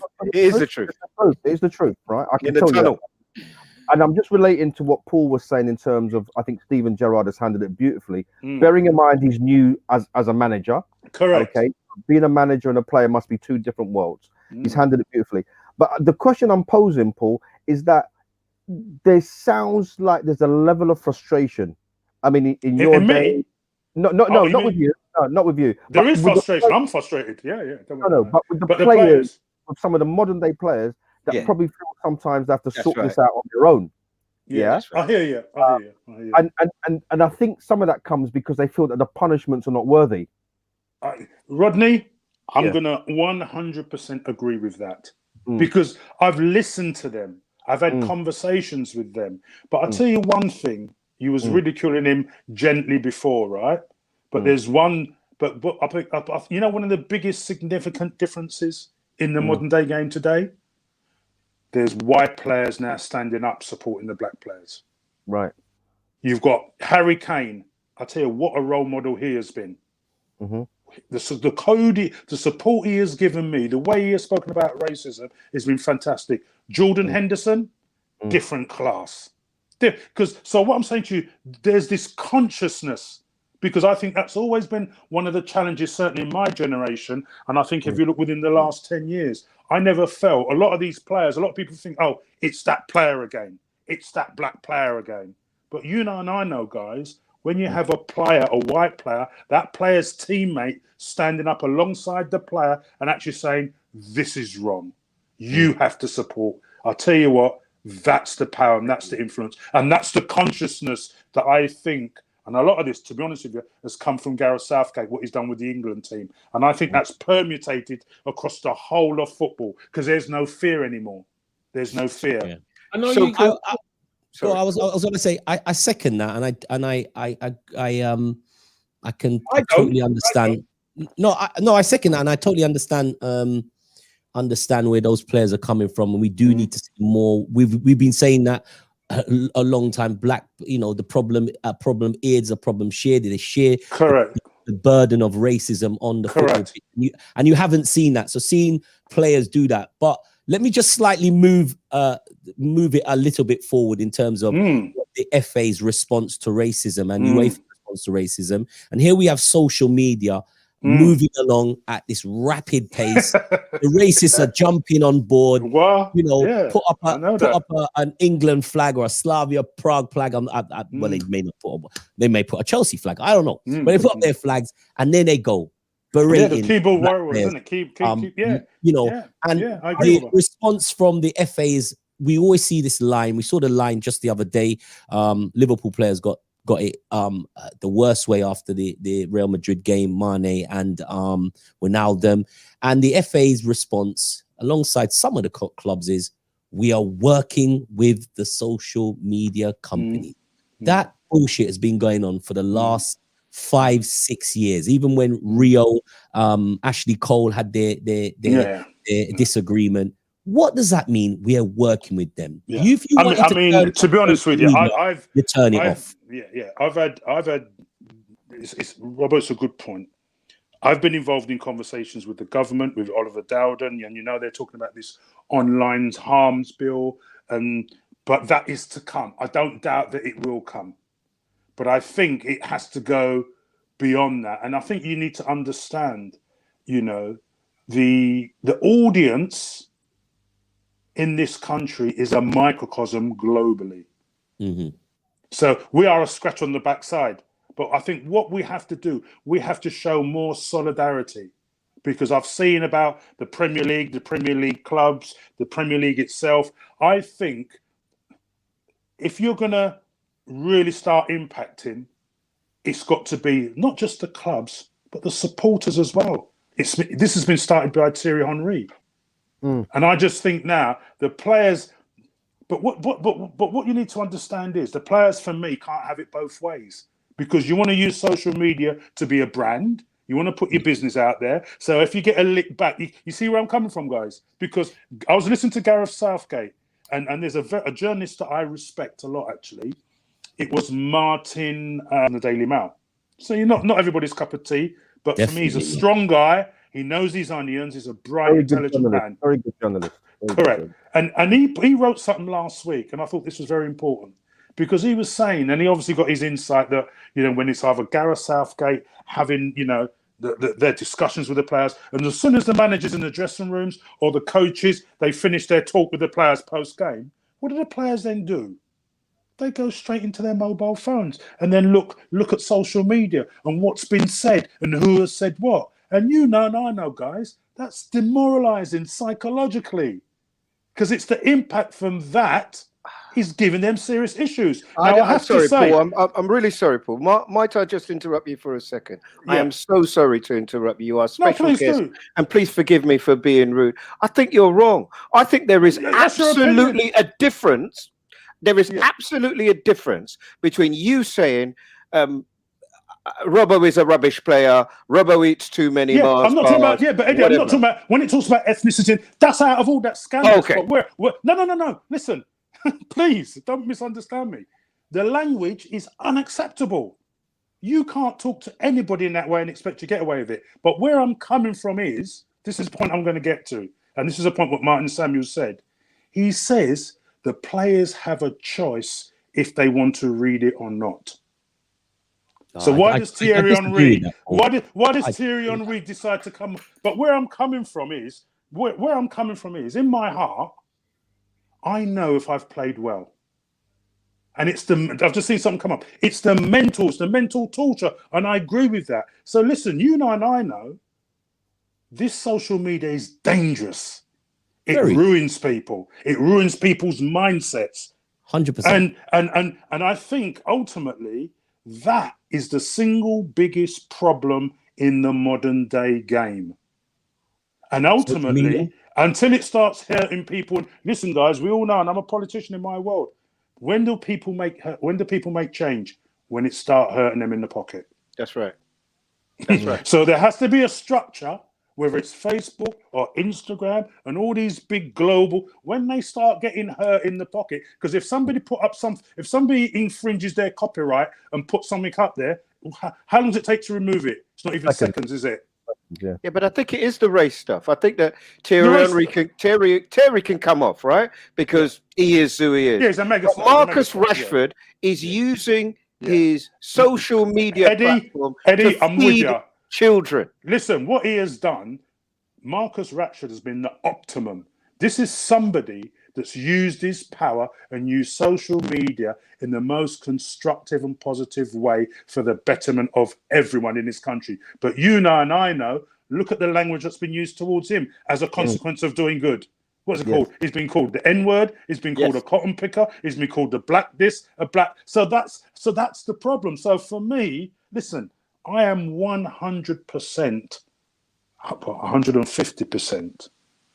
So tight with zero tolerance in that space. How are we going to achieve it? I really don't know. Because if you look at the magnitude of people, I mean, I've sat in them discussions, and by the players, or just, listen, it's a scratch on the backside that it's going to impact those big companies. Do you see what I mean? So there has to be a global, football's a global movement, and you're going to need a global shift, a global collaboration to nullify that, to get them to regulate their platforms. Yes, my brother. I'd like to jump in here, right? Because I think the FA could have done, they had ample opportunity to do something. My mind goes back to when England played, I forget, it was an international game, and the game was halted. And I know you're singing Gareth Southgate's praises, but they had a conversation on the halfway line. Yeah, the Bulgaria game. Was that the was one? it Bulgaria game? As to whether they were going to walk off the pitch or play. They had. I remember that. But it was a player's only. To be fair to Gareth, I have to be honest. If this is what I'm told, Gareth has said to the players, "Listen, do you want to come on?" Yes, and the player and they says no. We want to whip their backside and get the result, get the outcome. So you're singing Gareth's praise and Harry Kane's praise, and they were two people who was there at the time who was instrumental in making a decision. If they had made that decision then, we would have seen the ramifications from that game, and it's going to take something like that to get sorted. I mean, and what's interesting? Can I say this to you then? Because if you look at my generation, right, we wouldn't have the last thing we would be think of is to walk off the pitch, because we would see it as a sign of weakness. You see where I'm coming from? And I'm not saying I'm right. I'm not saying I'm wrong. Yeah. You know, I'm just saying that was my terms of reference in my parlance, how I was thinking. So the modern day player, I have to say, if that's what they want to do, like the player done it last week, didn't he? Was it Valencia player, wasn't it? You know? Yeah, but he come back on the pitch. Yeah. So, but I don't have. He didn't come back on the pitch, Ernie. No, he didn't. That's right. He didn't come back on the pitch, did he? No, he didn't come back. Where the players walked off and the team come back on the pitch. Yeah, the team came back, but he didn't. But not the player, Robert. The player didn't come back on. Yeah. So, so listen. This is why this is. Paul, what I hear with you is a lot of what I hear in politics, and a lot of what defines you. I'm afraid I've always thought of you as young. You had the curly perm, whatever, but you're old. You are old. Because what you're doing is right. You're absolutely right. And this is where... I'm not sure, Eddie, if I'm right, you know. Well, let me tell you why I think you're right. You're saying we've come a long way. Right? But that's what the race report says. But what the youngsters are going is they're going, I'm not putting up with what Regis put up with. I'm not putting up with what Baxter put up with. I'll knock a man out. Eddie, spot on. And that's where I'm coming from. That's where I'm coming from. I get that. Because listen, that's where I'm coming from. Those players have the power. I never had that influence when I was playing. Not at all. Point. I could only do it on the pitch, take the licks, take the verbal abusing, take the banana, take everything, but just had to go and give my 8 out of 10, 9 out of 10, and just set the example. Do you see where I'm coming from? Whereas this modern day player, the way they lick, they don't. And by the way, do you think if I was a modern day player, I would have put up with this with the power that I've got? No, I wouldn't put up with this. I'd have a collaboration of all those players. Hey, and we do whatever it takes because they've got the power. Equally, Paul and the late Cyril Regis and Etal. The disadvantage they had is that today's modern player, black player, can look left or right in that changing room and see people that looks like them. Correct. And that is me. Powerful. Listen, Rodney, spot on, because that was only in the Luton Town dressing room where I had Ricky Hill, Brian Steen, Mitchell Thomas, Ray Daniel, Emeka Naijobi, and a Jewish manager, David Pleat. You see where I'm coming from? That was the only time. That was in 1983. But today, it's different. When I had the privilege to interview those pioneers like Paul, to a man, they said they would respond on the field of play. Barnesy was he said the same. Not everybody's, and I think you're right, Rodney. And I think you have to. I mean, Cyril was the same. Was a great Cyril Regis, and he set the example in the way he played. Don't you think my mum told me to do that when I gave somebody a right hander and got sent off and the team got beat? She said, "Paul, I would have backside you behave." And I go on, so you think you can go on so like that, on the street, on football pitch, and think you can? Hey, me never teach you to go raise your hand on people, you know. You see where I'm coming from? So it's a completely and I get that. But I have to say, the modern day player today, they don't have to put up with that, which is why, all I try to do is to create the framework, work with the stakeholders, create the framework best as I can so they can go out and flourish. And what they can do now, and also as well, Rodney, people like you, I say journalists now, you've got journalists there, white journalists as well, next generation, that they're not afraid to write, they're not scared to write about it anymore now. They will call people out. Well, happening. The comment what you said that Martin Samuels, I haven't read the piece. I don't. Robert, this was Yeah, I know this was just some time, but I see where he was coming from to a point. But the bottom line is, I hear what you said. No, them language. But at the end of the day, people should be free because this is another form of expression through social media. It's a modern day. It's a modern day medium that you, I, or anybody. Listen, my daughter's been on there. You know, some people should get torrent of abuse. It mash up people's head. Do you see where I'm coming from? It should be able to be used in the right way. So I know where you're coming from. All that I agree with because I see. We know where you come from, Robert. I'm old school, but I'm new school. But you know, and I know no human being. This is bigger than football. This is about human beings. Some of the stuff that's out there, it mash up people. Oh, and this is where badly. And this is where the regulator they don't business. Why? Because the dollar talk. The dollar talk. Yeah. Of course. So you know, no, my brother. So in my world, I'm just doing the best I can be because you know what somebody said to me? We're a long time dead. So while I'm here, I'm young. I feel good. I feel fit. I feel healthy. You know, I'm pressing flesh. I'm just doing my best for myself, my family, my community, my people, and for football. Some may like it. Some say, Paul, you should be like this. Some say you should be like that. I've had that, but this is what I'm like, and I can evidence the impact I make. And it's like I'm running the 400 meters. There's going to be a time now when the cruciate ligament catch up with me. The back catch up with me. The mind ain't going to be as strong as it was going to be.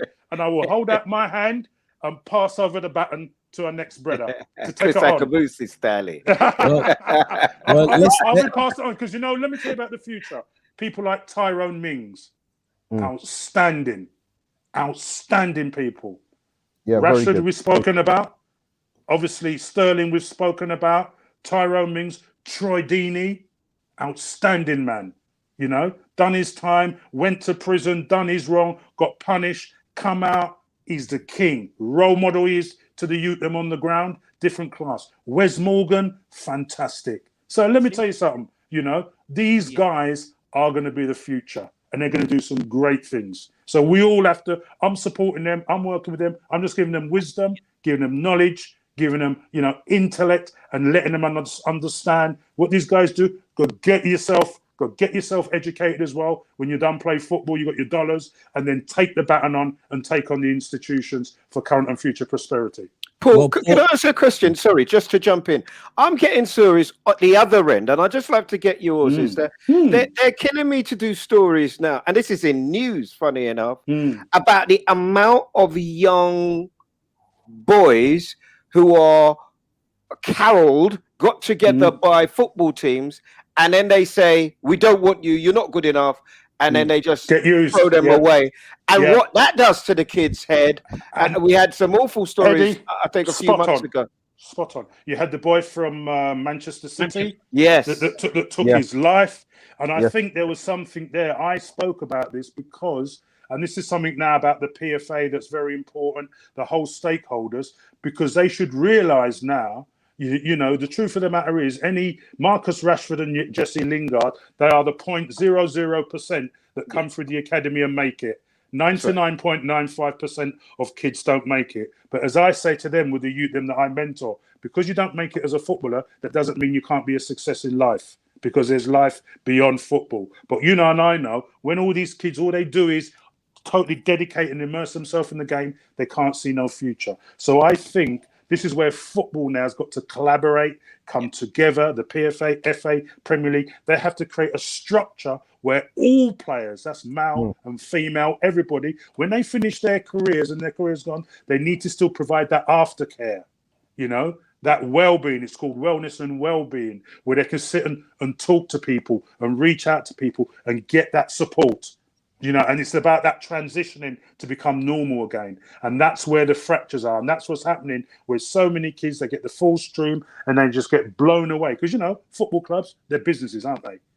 They're business. While you're there, you're fit, you're well, they want you. Everybody's going to stop one day. And then they move on. Isn't that where the PFA should be more active? And we've seen, again, another part of the football family, the organisation that need a good They need the boss to leave Robbo. Say the truth. Was he on £2.3 million a year? Robbo, Taylor? it's like Ridiculous. Robbo. I speak about the PFA. I love the PFA. I've been a member of the PFA. I fight for my brother and system. It's called modernisation. It has to be fit for purpose for the 21st century. Just like the FA, just like the whole of football, quite frankly. Do you see where I'm coming from? But ultimately, the PFA are the players' union, and they've got that duty of care, unequivocally. So you're not going to get no complaints from me, other than whoever the brother is, Mahita Malanga, that gets that position, I will knock his door and support him. I support people to do the right thing, to do the honourable thing. He's got power, and and I know the mental well-being of players. My goodness me, it's the single biggest problem alongside, as you know, you've got the dementia issues and obviously the online issues. So they are the modern day challenges that football's got to get a grip of. That's what I have to say to you. Paul, what do you know about, someone's just sent me a message here. What do you think about the player to coach that the FA is running? Anything about that? Yes, what it is, I think I know a little bit. They run this scheme, and it's for certain players that they target during their careers. So, like, they've targeted like Lampard, Gerrard, and I always believed them. Why wasn't Sol Campbell and others, certain types of people in there, where they kind of fast track them? If that's what I think it is, it's that. So that's what I believe it is. So there's a kind of cohort of, it's done with a technical director, and they identify certain players that's got certain characteristics that they believe can... Rudy Lampard and Gerrard. So you know where I'm coming from on that one. So I think the good thing is, though, somebody like, which is why I said at the top when we were talking about Justin Cochran, he's got a great future. And I'll tell you another name, watch his space for, Liam Rossigna. Derby. We know Liam Rossigna, but who's this Justin Cochran? I've never heard of him. You're going to hear about him soon. He's top class. Bred from, I think he's Grenada, actually. Grenada born. He played an ex-player. Then he came out the game, was coaching at Tottenham, and then he left from Tottenham. To be fair, him and our love brother, Hugo Ekiog, were really tight. Yep. And then Hugo sadly passed. Justin sort of went in and took his place, done extremely well. And then obviously the FA nabbed him. He's done the under-17s, under-19s. I say to you unequivocally, my brothers, this man has got a massive future in the game. Who gets the under-21 then? Well, Lampard. I hope Justin. I think Justin's got a great chance to get it if he wants it, and that's what we want to see. That visibility. That's so important. That would be a big visibility statement. Yeah, but you know that Paul's talking about players and the numbers, that 33%, etc. Paul, clearly though, however, we need bigger numbers in the boardrooms as well, don't we? Listen, you're not 100% right. You're 150% right. That's the truth. And that's where we can influence. And that's where, and to be honest with you, I suppose, again, not wishing to be too analytical, 90% of players that play the game want to transition into coaching. So there isn't many that actually want to go into the boardrooms. But I do feel that's where the power is. And the next great one for me is going to be Tyrone Mings. Hugely intelligent, very articulate. I even speaking with Christian Purslow, his CEO, when they were signing up for the diversity code. And he said to me, Paul, Tyrone could be what he wants to be. Liam Rossigna can go into the boardrooms. So, I want him to have that flexibility and that adaptation in their personalities and their profiles. But the answer is, Rodney, an emphatic yes. More ex-players, more women, more black women. Listen, we need it. And that's why I'm pleased, someone like Alex Scott, doing really well, Eni Aluko. Let me tell you something. Eni's dynamite. She's dynamite. Smart black woman, lawyer, knows the game inside out. This is the future. Oh, we're hoping to see that. Speaking of the future, we're players to management. The situation on the field in terms of players, the visibility and fast tracking players. You're talking about what happens in the FA circles, the individual clubs. It's down to obviously down to the chairman, the CEO. He makes but they can target people. They can target people. And what pressures do you try to put on them? I know what you've been saying for the last half hour has been very frustrating. Because my mandate, and this is where the diversity code was brilliant. Because when I was selling it to people, I had an organizational structure. I had owners, chairman, senior executives, HR directors, coaches, managers, media, sponsors. So when we're saying to them is about the reason why I said to them is I talked to them about called cognitive diversity of thought. So when I say to them is I know from when I assembled, I used my 30 years experience to assemble all this quality in one room. And I have to say to you guys, when I created this, when it started the concept, when it was conceived in my mind, it was May. Yeah, because we had lockdown March 2020. It was May. I must have chaired 1,000 Zoom calls. And you know what? It took COVID-19 and George Floyd and the ramifications of that to make people understand the value of why diversity is so important, to do the right thing. And my point is, you know why? Because how on earth would I be able to get Steve Parish, great guy from Palace, Bruce Back, the chairman of Chelsea, Donna Cullen, executive director. How could I've got all of them? How could I've got Harry Kane, Jordan Henderson, Tyrone Mings, Leah Williamson, Lucy? Because the whole world was still had access and saw what had gone on, and everybody was in their house.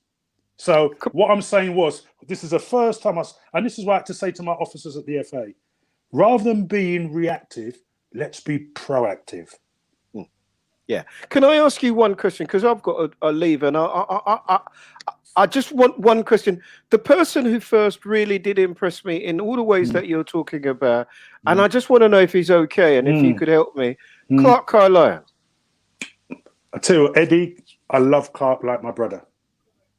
I have a sadness about Clark because obviously extremely talented young man, hugely intelligent. He's so bright. He is. I tell you, I can't tell you. And me and him were tight. And unfortunately, he has suffered. And from you've read about the adversity. And if there's one wish, I'd love to reconnect with him. And if there's one wish I'd love is to see him reconnect with football, because football needs his voice, his empowerment, and his leadership. But I'm not sure. But he's a top class guy. I wish him the best. I just hope he's okay. I agree, Eddie. Eddie, I hope that as well. And thank you for asking me, because I'm not sure. He's one that's sort of been off the radar for the last couple of years. I know he's had his own challenges. So I hope he's getting through them, just to get a sense of normality again. Paul, we got about another 8 minutes to go. Let's just wire forward and talk about your club. You spent a few years there. You didn't manage to become that. You were the black captain at Chelsea. Yeah. They're currently sitting in a very, very, very luscious position of semi-finals of the Champions League. Doing well. Your current view of Chelsea, where they're at now. What do you think? Can they be the team next season? Do they walk away with the Champions League this season? And last question, does Tuchel stay for an extra 6 months? The double's on. The double's on. Right. Chelsea, they're a great team. The manager's been outstanding. I love his tactical flexibility. A lot of German managers, they know their onions. And this guy, he's got them playing, and he will get the best out of them. And I would say Chelsea, they could be the team. I think they could quietly win the Champions League, to be quite honest with you. I think they could win it. I hope it's quiet. I like him a lot. They're a good club, good people. Abramovich, top class man. I've met him. Cares about the club, shown big investment, and a very community focused guy as well. Good guy. They normally win something after they sack a manager, don't they? That's right. I know, Fronny, you said it at the top. And I think I have to say to you, I'm not a gambling man, but I would gamble on Chelsea. Hey, listen, this is the year of all sorts of nonsense. So let's hope that stat. Everybody now, they've got nobody in the stadiums. You know why they've got nobody in stadiums? You know, I mean, you speak about Leeds United. I remember the game, was it 4-3 at Anfield? Saw them trying to play out the back. You know, you think they're going to play like that in front of 58,000 people at Anfield next season? No chance. My fear is that Chelsea and Man City may well be the future of English football. Eddie, I'm going to silently agree with you. Well, it's spot on. I think Guardiola, what he's building there is spectacular. It's unbelievable, Guardiola. He's got what I call the third eye. It's the Wenger third eye at his zenith. He sees things that people don't see. And he's coaching. I mean, look at the way he's improved Raheem Sterling. Yeah. From a 40 million player to a 125 million player. And Sterling's all-round game and his end product is amazing. He's a great coach. Oh, he's a great coach, but it takes a team. It takes as you saw. And he's building a team, isn't he? He's built a team. He's building 2 teams. Correct. But get it right. And he's building 3.5 teams. I know. This is Man City. But you know what? I know that everybody needs to spend money, but he spent the money well. Do you see what I mean? All the players that he's bought, the defenders, you know. Listen, they're on a project. They're on a team project. that don't seem to know where to spend the money the right way is Manchester United. What's your assessment? What's your assessment? What's your assessment? Since we got common sense on the show today, what's your assessment of Ole at the wheel? He's listen. Hold on a minute. One thing I do hope, I hope Pogba stays. I hope Pogba stays. I want Pogba to stay. Well, hang on. What about Ole? I said Ole. You're talking about. Listen, Pogba. they fancy him. Listen. He's getting more output from his players than what other managers are getting, aren't they? You talk about Mourinho. You talk about Mourinho. What output is he getting at the moment? He's fighting with everyone at the moment. And those messages are dangerous, aren't they? You know. We've been there before. Yeah. Did you see Pogba's comment about Mourinho? Yes, I did. Yes. What do you think about that? Deflection. Yeah. Okay. Listen, Pogba. I love Pogba. He's we're not. And you know what? We've still not seen the best of him. Agreed. No. We've still not seen the best. When I saw him play in the World Cup final, there was a world-class player. And unfortunately, we've only seen it in spasm. We've not seen it consistently. But he's a colossus. He's a colossus of a player. I have to say, yeah. Well, they've got to get a top-class striker, haven't they? They need to get a striker. That's the problem. They're strikers. All the teams need a striker, don't they? But I know what you mean. But Eddie, listen, the boy Mason Greenwood is unbelievable. He's going to be a big star, you know. He's going to be amazing. And they've got Rashford, but they want somebody here and now, ready-made. So this guy Haaland... They got Edison Cavani? I don't think he'll stay. No, I don't think he'll stay, and he's not a 90-minute player. It's taken Liverpool 30 years to win a Premiership. And don't race to it, Ernie. Carried away. What about the Champions League? I'm going to go around his house tomorrow. What about the 6th Champions League as well? What about the 6th Champions League? What about it? You keep going back to 30 years. The holy grail for Liverpool was the Premiership. Who wins the Champions League this year, Paul? Chelsea. Not Liverpool. They're going to silently win it. They've got a top-class... I heard the coach about the points about Real Madrid, and I get that, especially with Ramos back, with Varane back. They're still there with Zidane. But I'd love Chelsea to do it. I honestly think... Man City, to be fair. I think it's a PSG or time, a Man isn't City. It's 100%. I just think both of them got through to the quarterfinal till it was ridiculous. I thought they were Nando's with their quarters. They've now got to the place, haven't they? And they look comfortable defending against a team that always score. Bayern Munich.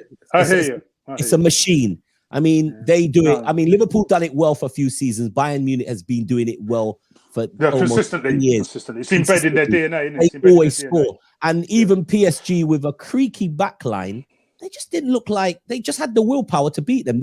I think Bayern even knew that if they leave the back door open for a second, it's gone. And that's why they didn't play they're as fluid as they should. I think, if Man City beat PSG, then it's all over for everyone. But my money's on PSG, Paris. So you're calling a Chelsea Man City final, Paul? Correct. See, I'm working it backwards. Yeah, that's what I'm calling. That's precisely what I'm calling. Nobody's called that yet. I think we're an all-English final. Can't see it myself. I hear you. But you know what?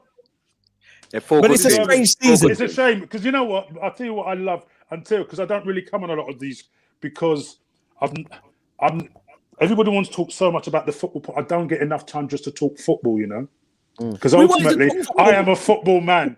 Listen, I love. You don't understand. You can buy Harry Kane or Haaland. Which one are you buying? Let's do it. We can do it with you. Hey, you got 100 minutes to buy one of them. Which one are you buying? Listen, Kane will be cheaper in terms of wages because Levy don't pay. But Levy don't pay anybody wages. Yeah, but you got Haaland for the next 7-10 years. You got his best years to come, and you still get resale value. Harry Kane, you've got. How many years has he done it for, Paul? You'll know with Harry Kane year after year in perpetuity. You done a Masters. You know what that means. You are going to get it. Ivor. I love that. But listen, he's a brute. But I think whoever gets him, because you know what, I'd want Chelsea to get Haaland. To be honest with you, he's the missing link for Chelsea. But they're not going to get him. Strikers, big strikers, apart from Didier Drogba. Correct. Haaland's the next best thing. Yeah. He's a powerhouse. Strikers just don't make it at Chelsea. I hear you. You need a special. It's a psychology. Yeah. Because a guy Cavett is so talented. You know, he's like a ballerina. Why do you think psyche? I think it's a second-year syndrome. Remember Thierry Henry? You had Bergkamp. You had Vieira. They all needed that second season to bed in.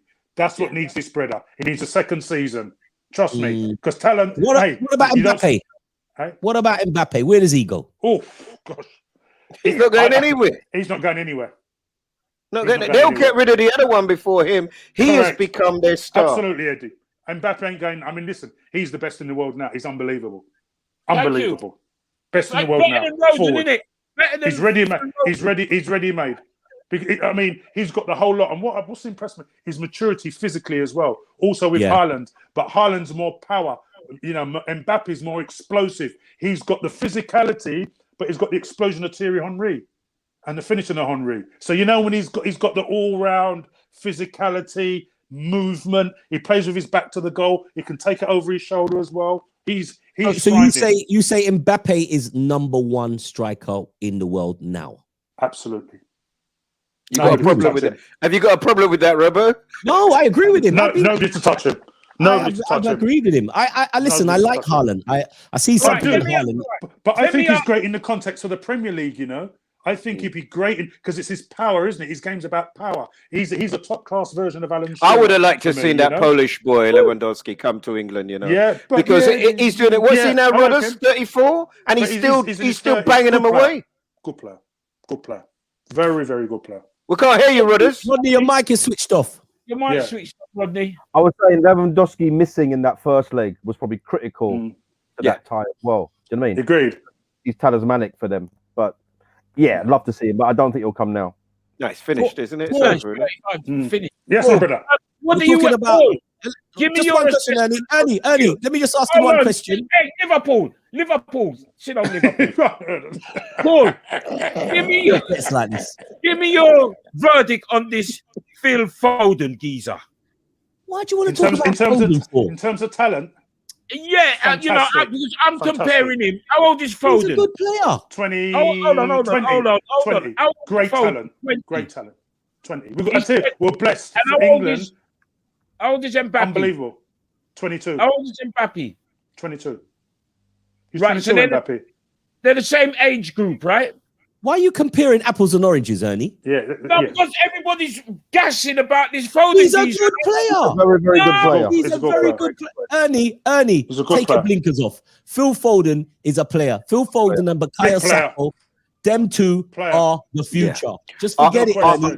I think the question is really how we let, two great young players escape the country. They should be developed here in England. But maybe it wouldn't be, Eddie. Maybe that wouldn't happen. But Eddie, I take that point. I don't think it's ironic that both of them were very brave to leave the country because their stock value's gone up exponentially since leaving the country. Yes, it Remember has. Sancho? He could have stayed in the comfort zone, got whatever at Man City, but he says no. He was brave enough to leave. I want to play. Now you're talking an 85, 90 million pound player on potential. I think He's only 20. Bukayo Saka parks all of them. Yeah. I think he's just jumped from here to here. I think he's top class. Top class. You know what will really Bellingham's frightening. Bellingham is off. Yeah, he might just get on the plane. Those are the three players. He'll be the one because you know what he brings. If you look at all the other midfield players, they don't have the explosion to take the ball past people in the final third. That's his USP that neither of them do. He's coming to Liverpool. I'll make a prediction. Is his body as well? He's got a body like a man at 17. His body. He's coming to Liverpool, mate. Don't be stupid, Robbo. Southgate's future would depend on whether he takes Grealish, and Grealish would determine how well he does in the Euros, and that will because we always win the qualifiers. If the qualifiers was a competition, we would be world champion. England would be world champion all the time, isn't it? Yeah. And then you get. I remember when we beat. Was it Greece? And then Greece go on and win the tournament, and we're just talking about golden balls and Beckham and the goal he scored. Is he the man for the tournament? That's the question. Yeah, but why do you want to be the man? We've done all that before. No, nobody knows. Nobody knows. But what he did do, I mean, and again, you know, when we use this word greatness, I like consistency. And Grealish, the most standout point with Grealish is what he done against Belgium in Belgium. When he played for England, he was up against our man from Man City, De Bruyne. But my point is, that's not enough to get you on the plane. 100%. He's the most fouled player in the Premiership. You like numbers? Let me give you some. I agree. Eddie, listen, my point is, I don't think he'd be a starter in the 11, but he'd be in the 22, Grealish. He's the only one they've got who can turn a game around like that. He's got a bit of gas going. He can conjure something out of nothing. But I think he will be a game changer in the latter parts of the game when the game's evened out and there's a lot of space. That's effective. And what was proven the other night was the guy who would change a game, who would be fouled in the right area, are going to be your strikers like Sterling, Rashford. That's where you want. That's where you want. Being fouled in the outside of the midfield. It's where. Yeah, I agree. Sterling in particular. Honestly, I can't speak. You know when Sterling. He might not be on the plane, Paul. He ain't played for the last 5 games. Okay. Listen, he ain't played for Man City, is he? Book up, man. Hey. Him book up long time, man. Eddie, he's in the Panini book. I've seen it. Book up, man. He's in the Panini book. Listen, his Louis Vuitton board appearing already, man. Yeah. I know. I think they got to take. England's got to take Saka, Bellingham, and Foden, and forget about all these tournament wonders. The Grealish is a good player, but I'm talking about if you do take those players to the tournament, one, they will be able to, just watching them play, they will be able to do something on the pitch. They will add an element of surprise. And two, you're building for the next tournament. That's why you got to bring them. Robbo, got a question for you. As a Liverpool man, you might give me a bit of insight. Your man Trent, what's gone wrong? What's gone wrong there? How can you be 18 months ago? What's happened there? Nothing. I think the same criticism you can level at Trent, you have to level that at Mane and Salah. I just wondered what the SP was on that, because I think he's unbelievably so talented. Yeah. Well, you would know, Paul, you're a footballer. You know, at a young age, inconsistency is something that comes with young players. He's a kid. He's still 21. Yeah, he would have got more than anybody from working alongside Van Dijk, wouldn't he? Correct. Yeah. Eddie, you've answered my question, because he has suffered through the absence of Van Dijk. Yeah, 100% leadership. He hasn't got that beside him. Correct. And nobody's really picked that up. That's why I asked the question. And Eddie, Robbo, don't ask those questions to Robbo. Ask Rodney. Don't ask any question that requires any intelligence of Robbo. Listen, you catch me on my politics. I'm just spinning back the football politics. I know. Hey, it's great. I just got to do something. This is what I don't. Honestly, my brother, I can't tell you I don't do these often enough. Them kind of conversations, because everybody want to kill me about the FA, UEFA, this sanction, that game. But your whole energy is different. It's great to look at you, because your whole energy is different, because now you're the child talking about the game that you love. It's lovely to watch. And you can get suppressed with all, because I have that responsibility, that social responsibility, but I'm human as well. It's like you're going to a pub, I want to sit and drink, I'm drinking my beer and talking to you. That's what right. I mean? Like a pub man. Before Ernie asks his full last question, I've just got to do something. But it's not full because it's half term. It's the kids. My daughter just texted me and she said, "I've got to." She said, "Remind me, I've got to roar while I'm on the channel." So, all right, sorry, it's done. Right, it's half term. Okay. Anyway, over to you, Ernie. Last question, Ernie. Yours. What are you talking about? How come your daughter's here now? I'm gonna get me. It's half term, innit? Big up all the kids on half term. Monday, nice and early. Get back in that school. Book. I was ironing my children's school clothes today. I'm so happy to get them out. I got their clothes sorted already. Well, unfortunately, I've passed that stage now where I've got children. I've got grown men. You got yourself, Ernie. I ain't got a raw. I ain't got iron clothes or nothing. All I've got to focus on is my beloved Manchester United. Paul, it's been a pleasure. Right. Yeah, thank you guys. Listen, it's not often you know what? I don't talk football often enough. And you know, and I know with the kind of programs and the shows that are out there, you know, I can talk their tactile, but I like talking this language amongst my brothers. Great. You see where I'm coming from? Because if I go and speak how I'm speaking that out there, I'll get chopped up. My head is hanging out at Wembley. You ever see the first black man head on Wembley? It will be mine. The South London Lewisham man get chopped up. His head's hanging off at Wembley. So listen, all I can say is my pleasure. I like to talk football. I'm always here. Anytime you want me to just come in and chat, man, we can chat morning, noon, and night. If you get to the Champions League final, we'll definitely have you back. Bless you. We'll do a Chelsea special. We'll get them Chelsea boys in. We'll get all the dark. Get that man. Yeah. We'll get them all. And a massive big up as well, my man Paul Cannerville. Yes. Bless up my big brother there. You know? Getting better. Getting better. Darren Moore as well. And Moore as well. That's right. For Wednesday. He's got a pneumonia and COVID-19. So respect. So guys, listen. You're right, Ernie. You said I was going to say I was only coming on for 20 minutes to take the licks, drink my water, and go off again. So, but I'm not. I was saying around an hour and a half later. But I'm re-energized. We're ready for part 2 now, man. Part 2. Pick up the bandolero. Hey, you've had a Guinness. This is a problem, man. This is a problem where. Hey, gringos and pasero, how you make way for the bandolero? Hey, listen, guys. Thank you, Rodney. Thank you, Eddie. Thank you, Ernie. It's been the Fixture List. We'll be back next week. Peace, people. Peace. Respect everybody.